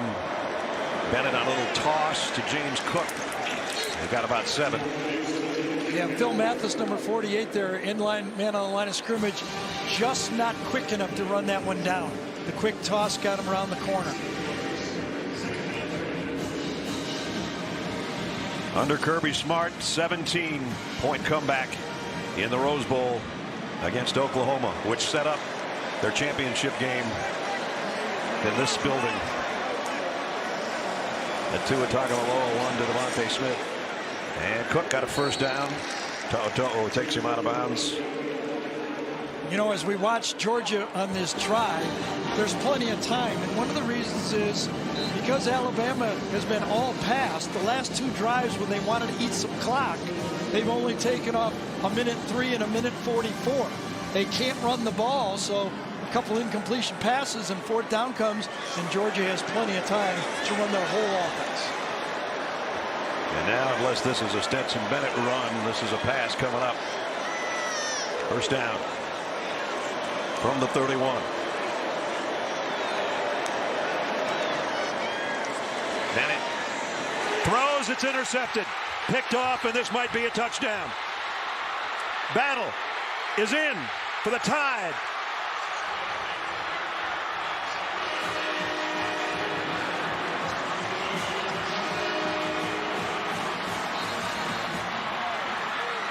So Stetson Bennett thought he had 2 deep safeties. He didn't. He had a robber defense that time. He was fooled. He thinks it's too deep. It's not. He's going to cut through the play. He stalls, and then he's a robber, and he robs him. 40-yard robbery and a pick 6 for Jordan Battle. Second interception return for a touchdown this year. He pre-read it. He thought he had 2 deep safeties, a great disguise by Battle, and it produced 7 points. They officially call it a 42-yard return for the touchdown. Second interception suffered by Stetson Bennett today. One to Helms, that one to Battle, and the battle might be over. What can you say about Bryce Young that we haven't said already this year? 4 more touchdowns. Jamison Williams not even playing right now, and he's got 184 and 2. Stetson Bennett 2 interceptions. That last one cost him 7 points. Most points by far allowed this season by the Georgia defense. And with just under 12 minutes to go in the ball game, Alabama looks like they're en route to their 12th win against 1 loss, and Georgia would be 12-1. I tell you, that's a high-level defensive play right there. You know, you can see a lot of quarterbacks making a mistake like that. Looks like too deep.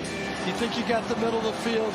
All of a sudden, you don't. Georgia's last 3 drives this half. An interception at the 19 by Helms. They went for it on 4th and long, and taken over on downs was Alabama, and then an interception for a touchdown. So now what the Georgia fans have been thinking all year is Stetson good enough to win the big game. What will Kirby do? Go right back to Stetson Bennett? Looks like he is. Let's check in with Jamie.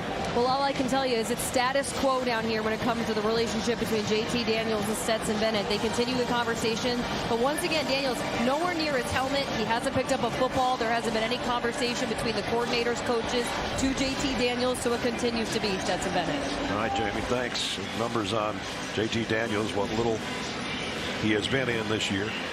Well, Stetson Bennett said coming in had only thrown 11 fourth quarter passes. That was number 12. He's going to throw at least 12 more in this sport. If he has a chance. Yep.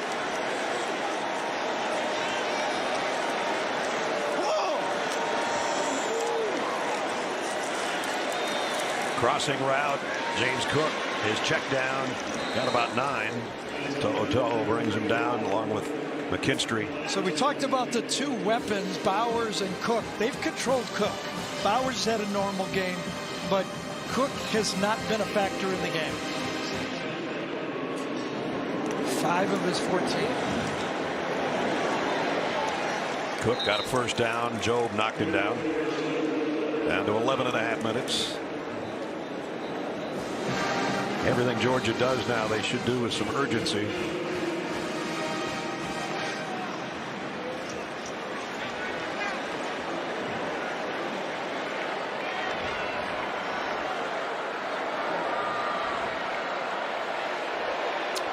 First down at the 39.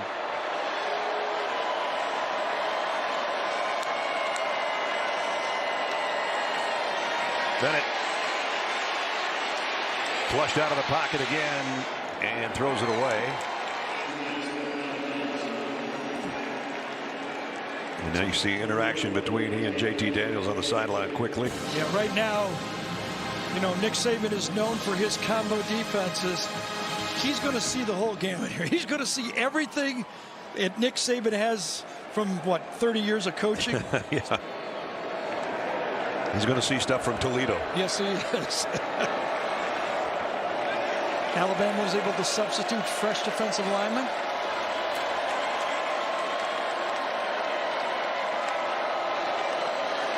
Just a 4-man rush. Bennett deep middle. Oh, got it to Bowers. Wow. Man, oh man. You know, he's not up for the Mackey Award. And with all due respect to Charlie Kohler of Iowa State, Trey McBride of Colorado State, and Jalen Weidemeyer of Texas A&M, and probably Michael Mayer of Notre Dame. I guess it's because he's a freshman. 31-yard pickup. But he has had one heck of a season. Best tight end season ever. As good a throw as you can make against that coverage. He knew he had Christian Harris. Back is to him. He throws it right at the back of him. Perfect throw. Your tight end goes up and gets it. Makes a play. Christian Harris is down right now. It looked like maybe a cramp. And he's trying to walk it off.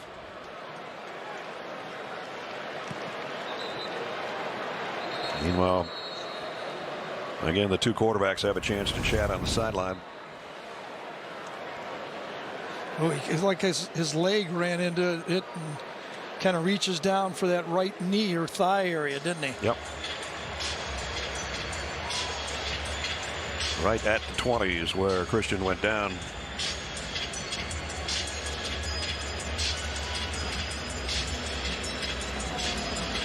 So he'll come off. Georgia has a second down and less than a yard. Now remember, it's going to be tough for Alabama to kill clock here, so you know, still a ball game. Fitzpatrick in motion. The throw is out to him. Bowers, he got the first down, but that's about it. That was the touchdown play earlier in the game. Remember when they had the tight end and the 4 offensive linemen? They're going to get the same look.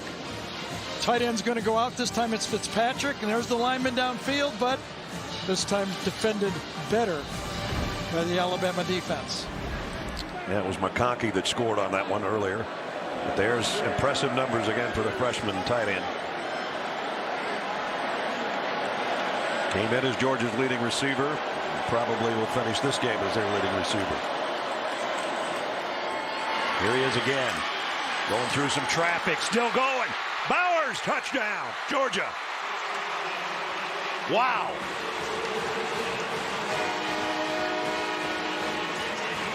Nice drive, nice answer by Stetson Bennett right there. This was a blitz to the left side of the formation for Georgia. They had the same play on again. Blitz coming from this side. They throw it to the other side, and Bowers runs through 1, 2, 3 tackles. And remember, that's clock. When you take him down right there, it's going to take another minute off the clock. Big effort, big play by Georgia. That's ties the single season touchdown record for receptions. Terrence Edwards had 11. That guy's got 11 now, and it caps a quick drive, which is what they needed. 75 yards in 7 plays, a little over 2 minutes for Stetson Bennett to get it to number 19, his favorite receiver. And it's down to a 2-touchdown advantage for Alabama. The SEC Championship on CBS, presented by Dr. Pepper, is sponsored by T-Mobile. Wheels Up. GMC. And by Dr. Pepper. 9:42 remaining in the 4th quarter. Reminder coming up before we're done, the play of the game presented by Jersey Mike Subs. Georgia got back within 2 touchdowns on another touchdown pass. Bowers 11th of the year. Today 7 catches, 100 yards, and a touchdown. Just in the second half, 6 catches, 82 yards, and a score.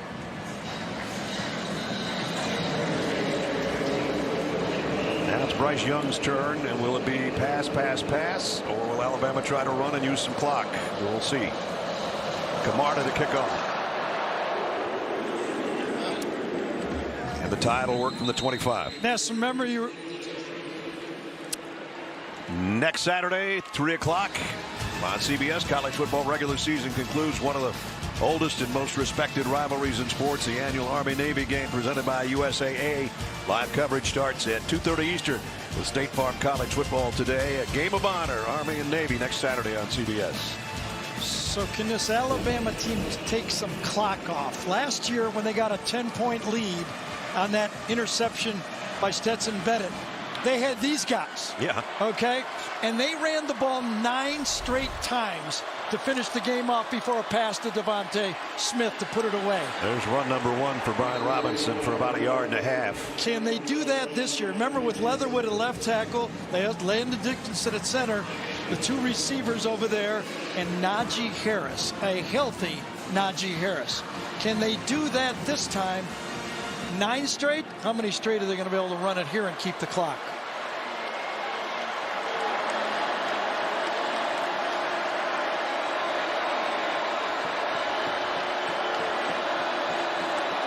Bolden in motion. They'll pass here. Maybe. Incomplete. 3rd down. 3rd down and long. I'm pretty sure Dan Lanning will be coming at him with those linebackers and off the edge from all different angles. And remember, only 1 receiver, no Mechie. That's his favorite guy. Crowd is trying to help the cause for the Georgia defense. Jamison Williams at the bottom.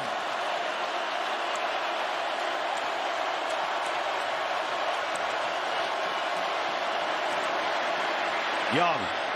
Wide open was Slade Bolden. I don't know if he got a 1st down. He did not. He's a yard shy. Well, what do you do here? Nick's going to look at this and say, I didn't make it last week when I needed 1.5 yards. It's at the 34-yard line, his own 34-yard line. Kirby's trying to change that defense, and nobody's listening. Scott Sinclair is. That's a strength and conditioning coach who's holding his belt. They're going to punt.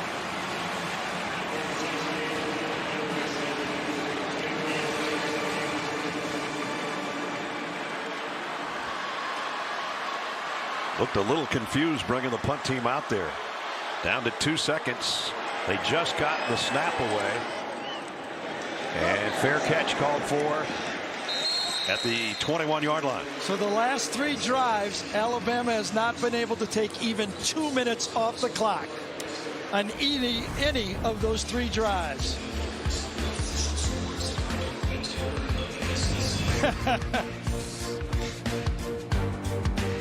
5th, watch the premiere of CBS' new family medical drama, Good Sam, starring Sophia Bush and Jason Isaacs. Good Sam, Wednesday, January 5th, here on CBS. Brock Bowers today has been sensational, as he's been all year in this freshman season. Yeah, a weapon. Is able to adjust the ball. Fearless the way he goes up and catches the ball. And this one, breaking tackles. And again, every minute counts when you're down 21 or now 14. That was the capper of a 75-yard drive on the last time they had it. They'd like to go 79 right here. Bennett fires, got it to Bowers, and he's all the way out to the 40.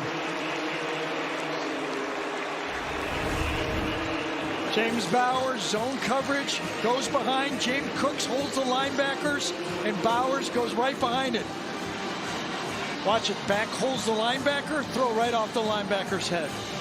Beautiful route, design, protection, and delivery. To the 40 and a first down. 4th time he's had over 100 receiving. Big numbers for a tight end, or for anybody for that matter. Comes Will Anderson. Bennett got rid of it just in time. It's Bowers again to midfield, maybe to the 49 of Alabama. Can he put some pressure on? Pretty well gets around the corner, but just short enough route that he can't get to him. Fakes the toss sweep and then lobs it out there. He got hit from behind. McIntosh is the guy who was trying to get it to. I think Tim Smith is the guy that hit him in the back just as he was letting go of the ball. Quick pressure that time from Timmy Smith coming around on a stunt. Ball is thrown forward. It was close, but it was forward. He might not have gotten hit until after he threw that out there, but. Yep, we said he'd throw more in the 4th quarter than he did all year if they had any chance to win, and he will have to. 2nd and 10 at the 49. 4-man rush. Bennett deep over the middle late, and incomplete. Pickens was the intended receiver. So they've only been able to hook up once. George Pickens and Stetson Bennett. Will Anderson, I guess, lost his helmet. He's going to have to come out for a play.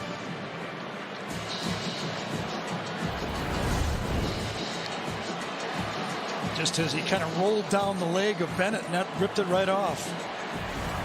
So that gives Georgia's offense one breather here, one play. That they don't have to look for number 31. Got to think 4-down territory as calls, as you're calling it. You could throw for 5 or 6 yards and survive here.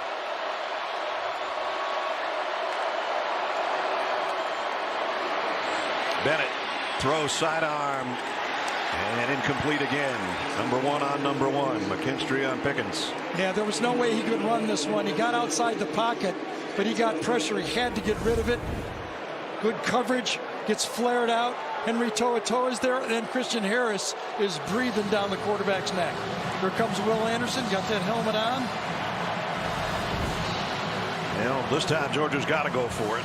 Yep. They're in no man's land at the 49-yard line. They would love to have probably had a couple of field goals back. That'd be a whole different story. That's neither here nor there on this 4th and 10. Looked like somebody jumped. It's going to be 4th and 15, excuse me now. False start on the offense, number 69. 5-yard penalty. It remains 4th down. Yep, just before the snap. Salyer is the guy that jumped. Salyer and McClendon have done a good job on the edge, and now it does look like Georgia's going to punt. Remember, I think the reason that Kirby can do this is the last 4 drives by Alabama. Yep. All of them under 2 minutes. He's got timeouts. He knows they can't run the ball. He's willing to punt. Jake Camarda would like to knock one inside the 5 again, as he did earlier in the game. This one's going to be around the 13 or 14-yard line on the fair catch by Bolden. 7 minutes and 8 seconds remaining, fourth quarter.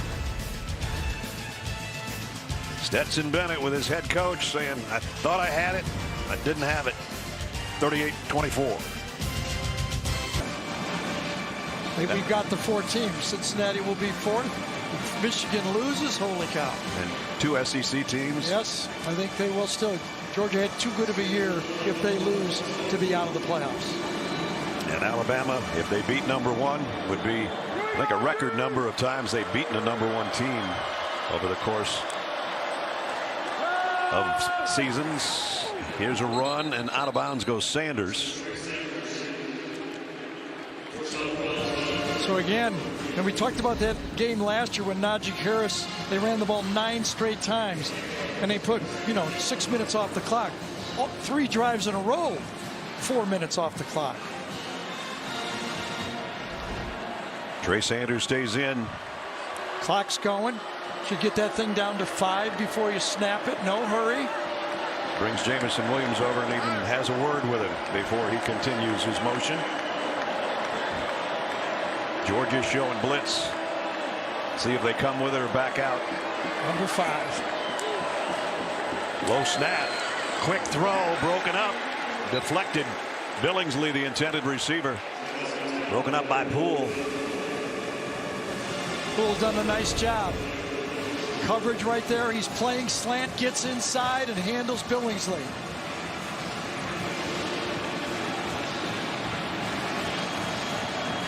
Now Robinson checks back into the backfield. 3rd down and 5. You got to believe Robinson's in there to pick up the blitz.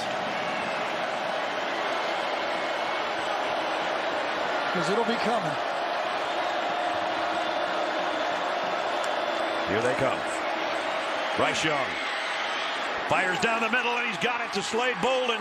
Big first down across the 40 out near the 44-yard line. Boy, pretty play this time from the bunch. Bolden is at the tip of the bunch right here. He goes deep and allows a little crisscrossing behind him, and then he feels the area. Bryce Young hung in there, had the protection, had the time, and he delivered the first down. Again, give credit to that Alabama offensive line. Picked up that blitz. Bryce Young hung in there. I don't know how he sees it all at his size, but he sees it. You saw the faces of the Georgia fans. They've had that feeling before, more than once against Alabama. Loss of 2 or 3 for Robinson. Bryce Young today. He's done everything. Sure has. Including that little shovel pass. Gets the pressure. Nobody's open. Overloaded to the side he wanted to go. He says, well, then there better be nobody over here. And there wasn't. That's his 3rd rushing touchdown of the year. Then aired it out to the speedster, Jamison Williams. Part of another remarkable day for number 9. If he wins today, do they just do the Heisman Trophy thing right here? I think we should just take it over to the College Football Hall of Fame down the street. That'd be good enough. Not over yet, but if he... 412 yards and another quick slant. This one just didn't too far in front of Jamison Williams, but it's going to be a flag. From behind, Jamison Williams, the far judge called it. That's his job, as Gene told you earlier. Pass interference, defense number 11. The penalty will place the ball at the spot of the foul and include an automatic first down. So first they pick up a 24-yard pass play on 3rd down to Bolden, and now a pass interference at the 5-minute marks put the ball at midfield. Yeah, now Kirby's going to have to start using his timeouts. Okay, with 5 minutes to go, he's got to score twice, so that means a drive, an onside kick already. He's got to start thinking timeouts. If he gets a stop here for little or no gain, he may use one right here. And I guess there was a whistle before that snap. False start. False start. Offense number 81. 5-yard penalty. It remains first down. Ratu, the tight end, jumped. Look at the numbers for these guys. 2nd most passing yards, 2nd most receiving yards. in the 30 years of the SEC championship. Alabama in this game for the 14th time, which is a new record. They were tied with Florida. Georgia in it for the 9th time and trying to get over the Alabama hurdle, and that hurdle is still 14 points high. Robinson spins his way to midfield.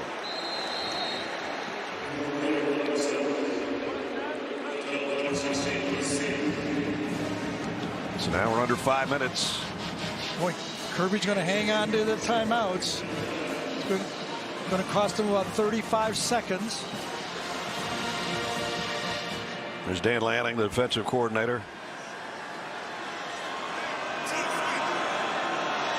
Will Muschamp was right behind him too, former Florida and South Carolina head coach. He's on the Georgia staff now. All the wheels are turning over there, but the problem is they haven't been able to do anything about Bryce Young, no matter how many wheels are turning. Trey Sanders into the secondary. Big run by Sanders, one of his biggest ever for Alabama. No doubt about it. From the shotgun, good job that time. Left side, Evan Neal sets his man up wide, then turns him inside, and Trey Sanders, the former five-star who's gone through so much, makes the big play. Another sub for Alabama, making big plays at the end of games. Trey, who had a foot injury as a freshman and then injured a hip in a car accident his sophomore season, had to rehab like crazy. He's hurt right now, but he's going to feel better when he sees that run. I don't know what happened to him when he got to the sideline, but that was a huge play and a first down. And now it's back to Brian Robinson, who just wants to stay in bounds. Georgia's going to shove him out.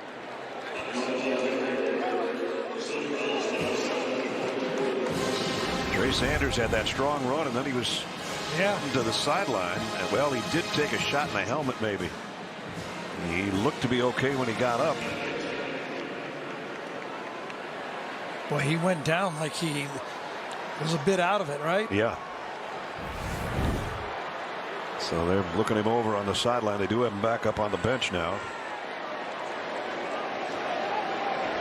Still surprised Kirby's not taking timeouts. I got to admit, I thought he'd take it at 5. Now it's down to 3, and he hasn't used it. Latu, the tight end in motion. Quick throw out. And a first down to Brooks, who's the hero last week. And another first down. Safe play, good blocking up front by the 2 wide receivers. Coming across, Latu handles it. Nobody there. They got the called the play right into the slot blitz. Got the perfect play into the call from the defense. Slade Bolden got a late block that gave him the extra 4 yards to get the first down. So on this one drive, they've kept the ball longer than they did the 3 previous drives. And Georgia still doesn't take a timeout. We're under 2.5 to go. SEC championship history. Remember how long ago that was? It just seems like yesterday or last year. There's a loss on this play. Alabama started this drive with just over 7 minutes on the clock, so they've used almost 5. Georgia finally takes a timeout with 2:13 remaining in the fourth quarter. The fourth quarter, Alabama with a 2-touchdown lead. As we take a look at the player of the game presented by Mercedes-Benz, was there ever a doubt? Here's the numbers on Bryce Young today. 421 more yards passing, 40 on the ground, including a rushing touchdown. On the year, he's over 4,300 yards throwing the ball and 43 touchdowns and 3 on the ground.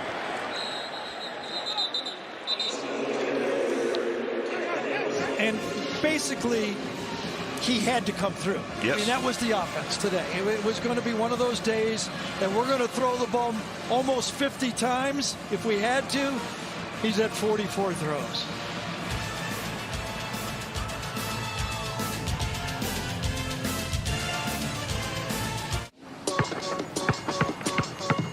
What makes my neighborhood great? The folk, the people, always finding a way. There's a lot of talent in these streets, all grinding for an opportunity. The court is where we push each other to grow, where lessons are taught. Because when we lift each other up here, we We all get better everywhere. And that's how you change the game for good. I said that screen. Here we go, here we go, here we go.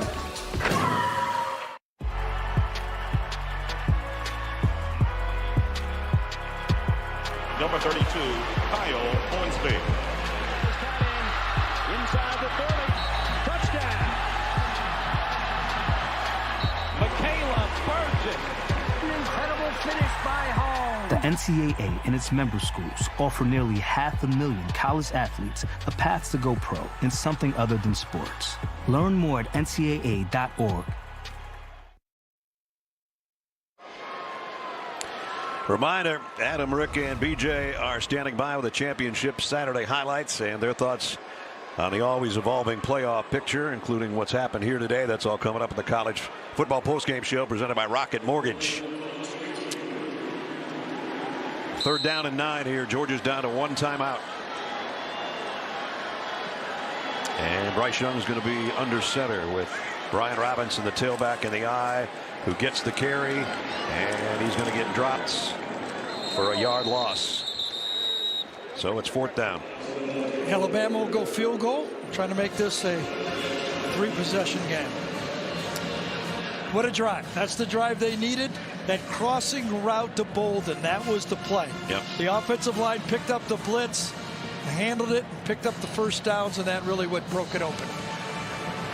That throw to Bolden was good for 24 yards, got him out to the 43-yard line, and then they went back to the ground game. Trey Sanders got him a big run, was shaken up, came back in. Brian Robinson got him where they are right here as Reichard will try field goal of about 41 yards. Well, I remember years back when Georgia blocked one against Alabama and Alec Ogletree took it all the way. They could use one of those they right could. now. Jalen Carter's blocked a kick this year. Jordan Davis has blocked a kick this year. Yep. This will be a 41-yard field goal attempt.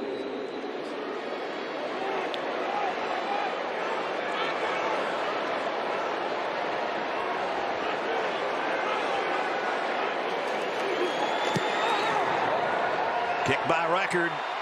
Good. To pad the lead.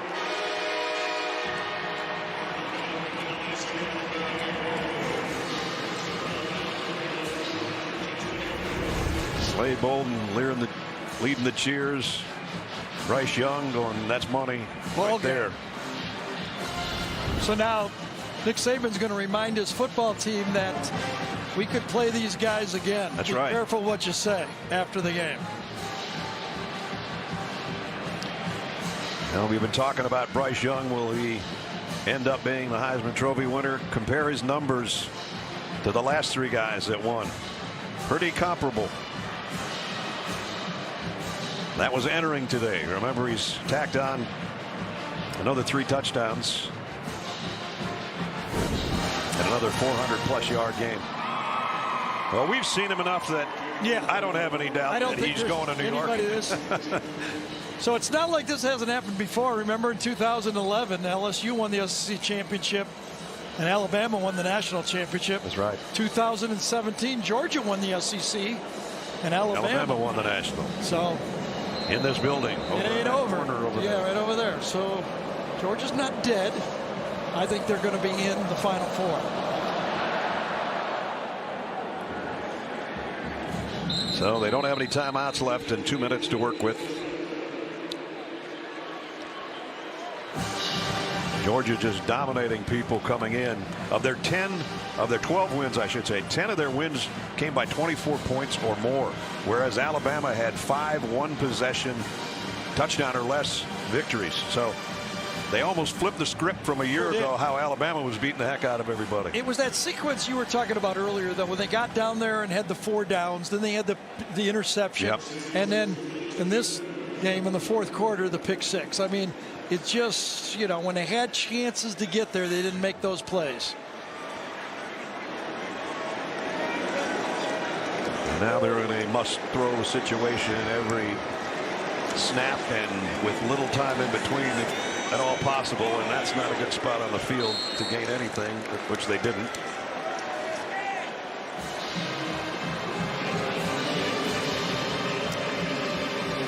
So the first time Georgia has ever gone 8-0 in conference play, but the +1 here in the SEC championship is going to go Alabama's way. Blitz coming, throws to the outside to who else? Bowers got what he could and got out of bounds.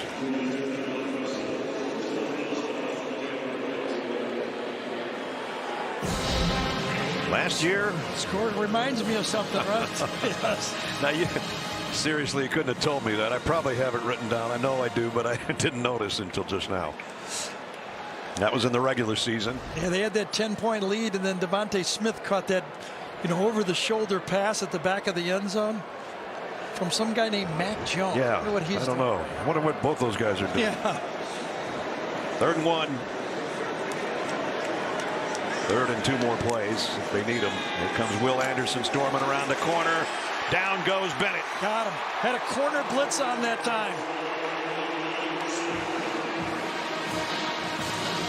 Leading the country in sacks and just tacked out another one. When you're on that short hash over there, you always got to be ready for it. Picked up well inside by Kenny McIntosh, but 31 grabbed him. Might be the last play right here. Unless they connect. And 4th and 7+, they will. McIntosh gets the first down. But they're under a minute. No way to stop the clock. Except to move the chains.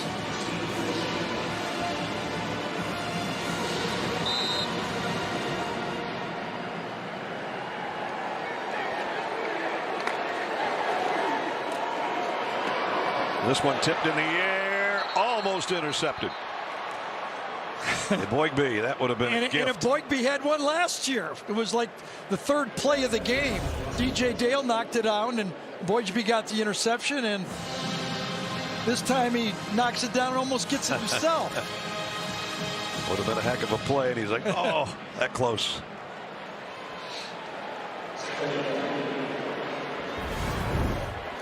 So 44 seconds left, and then the celebration will begin. This crowd was probably, I'd say 65% Georgia loaded today in Mercedes-Benz Stadium. And so the ones that are hanging around still making noise are Alabama fans. Giddy again, and they can gloat again because they're going to be able to beat Georgia again. And as my old friend Ric Flair used to say, to be the man, you got to beat the man. Yeah. So far, they can't beat the man. Well, no. So far is the key word, right? And he'll be 25-1 against former assistant coaches. Jimbo Fisher broke that streak in the game we saw at Texas A&M. Everybody's wondering who the first one would be, if it would be Jimbo or Kirby or Lane Kiffin, whomever. That part's gone, but Alabama's propensity to beat #1 teams in the country continues, and I think this is a record for them now in beating #1 teams.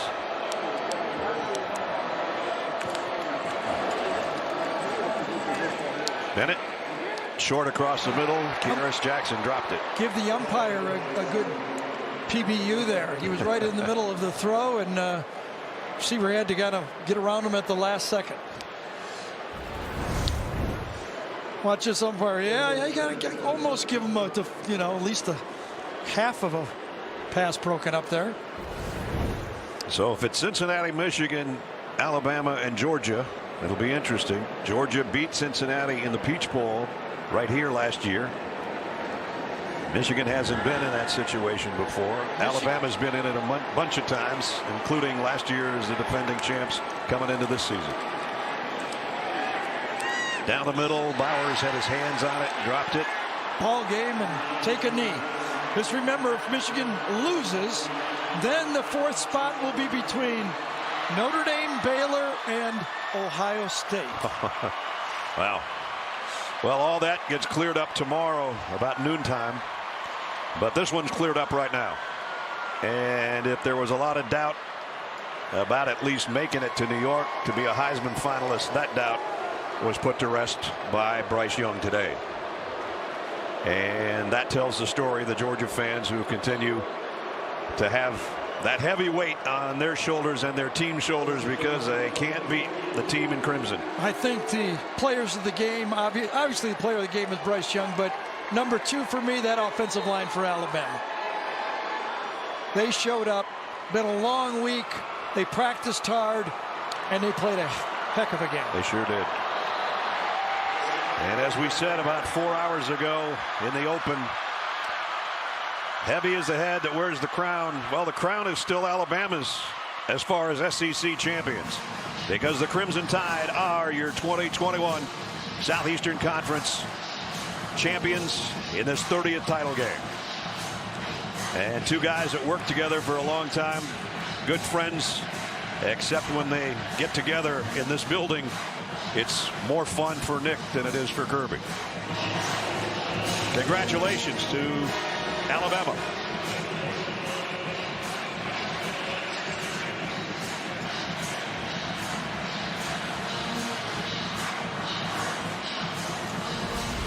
First guy Kirby ran out there before he got to Nick, he shook hands with Bryce Young. And he deserves a handshake for the way he's played this year in a 12-1 season, and now an SEC title game here in Atlanta. Pretty incredible young man. We've seen enough of him to know. And it seems like every week he gets a little bit better.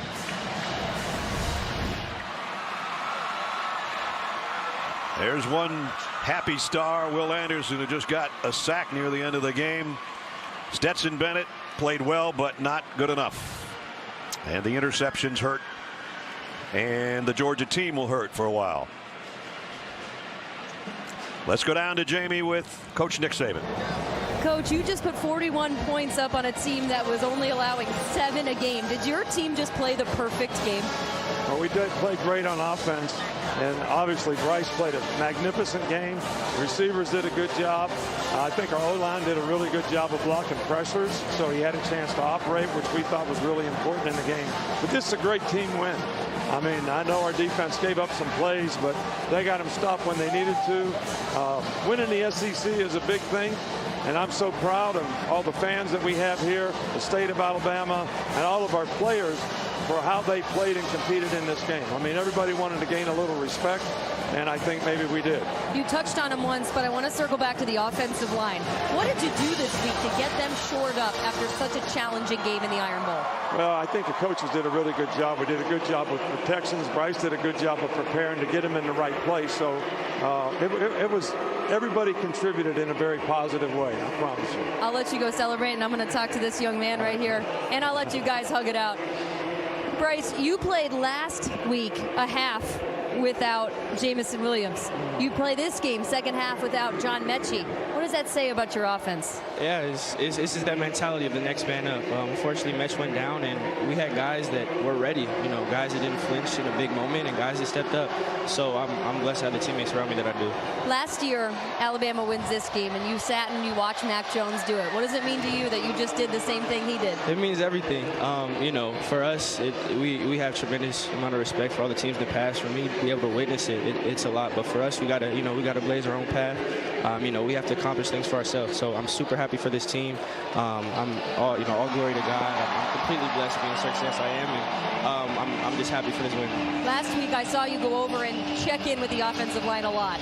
These meetings today were a little different with them. What were you telling them today? I mean, the offensive line did a tremendous job, and obviously against a really, really good front, they took the challenge, they stepped up, they played lights out all night, and for me, that's something that maybe you don't see every down, but that's what makes an offense successful is the O-line and them up front. So I'm super happy to have them up front, and they played tremendously. You're an SEC champion. Congratulations. Appreciate you.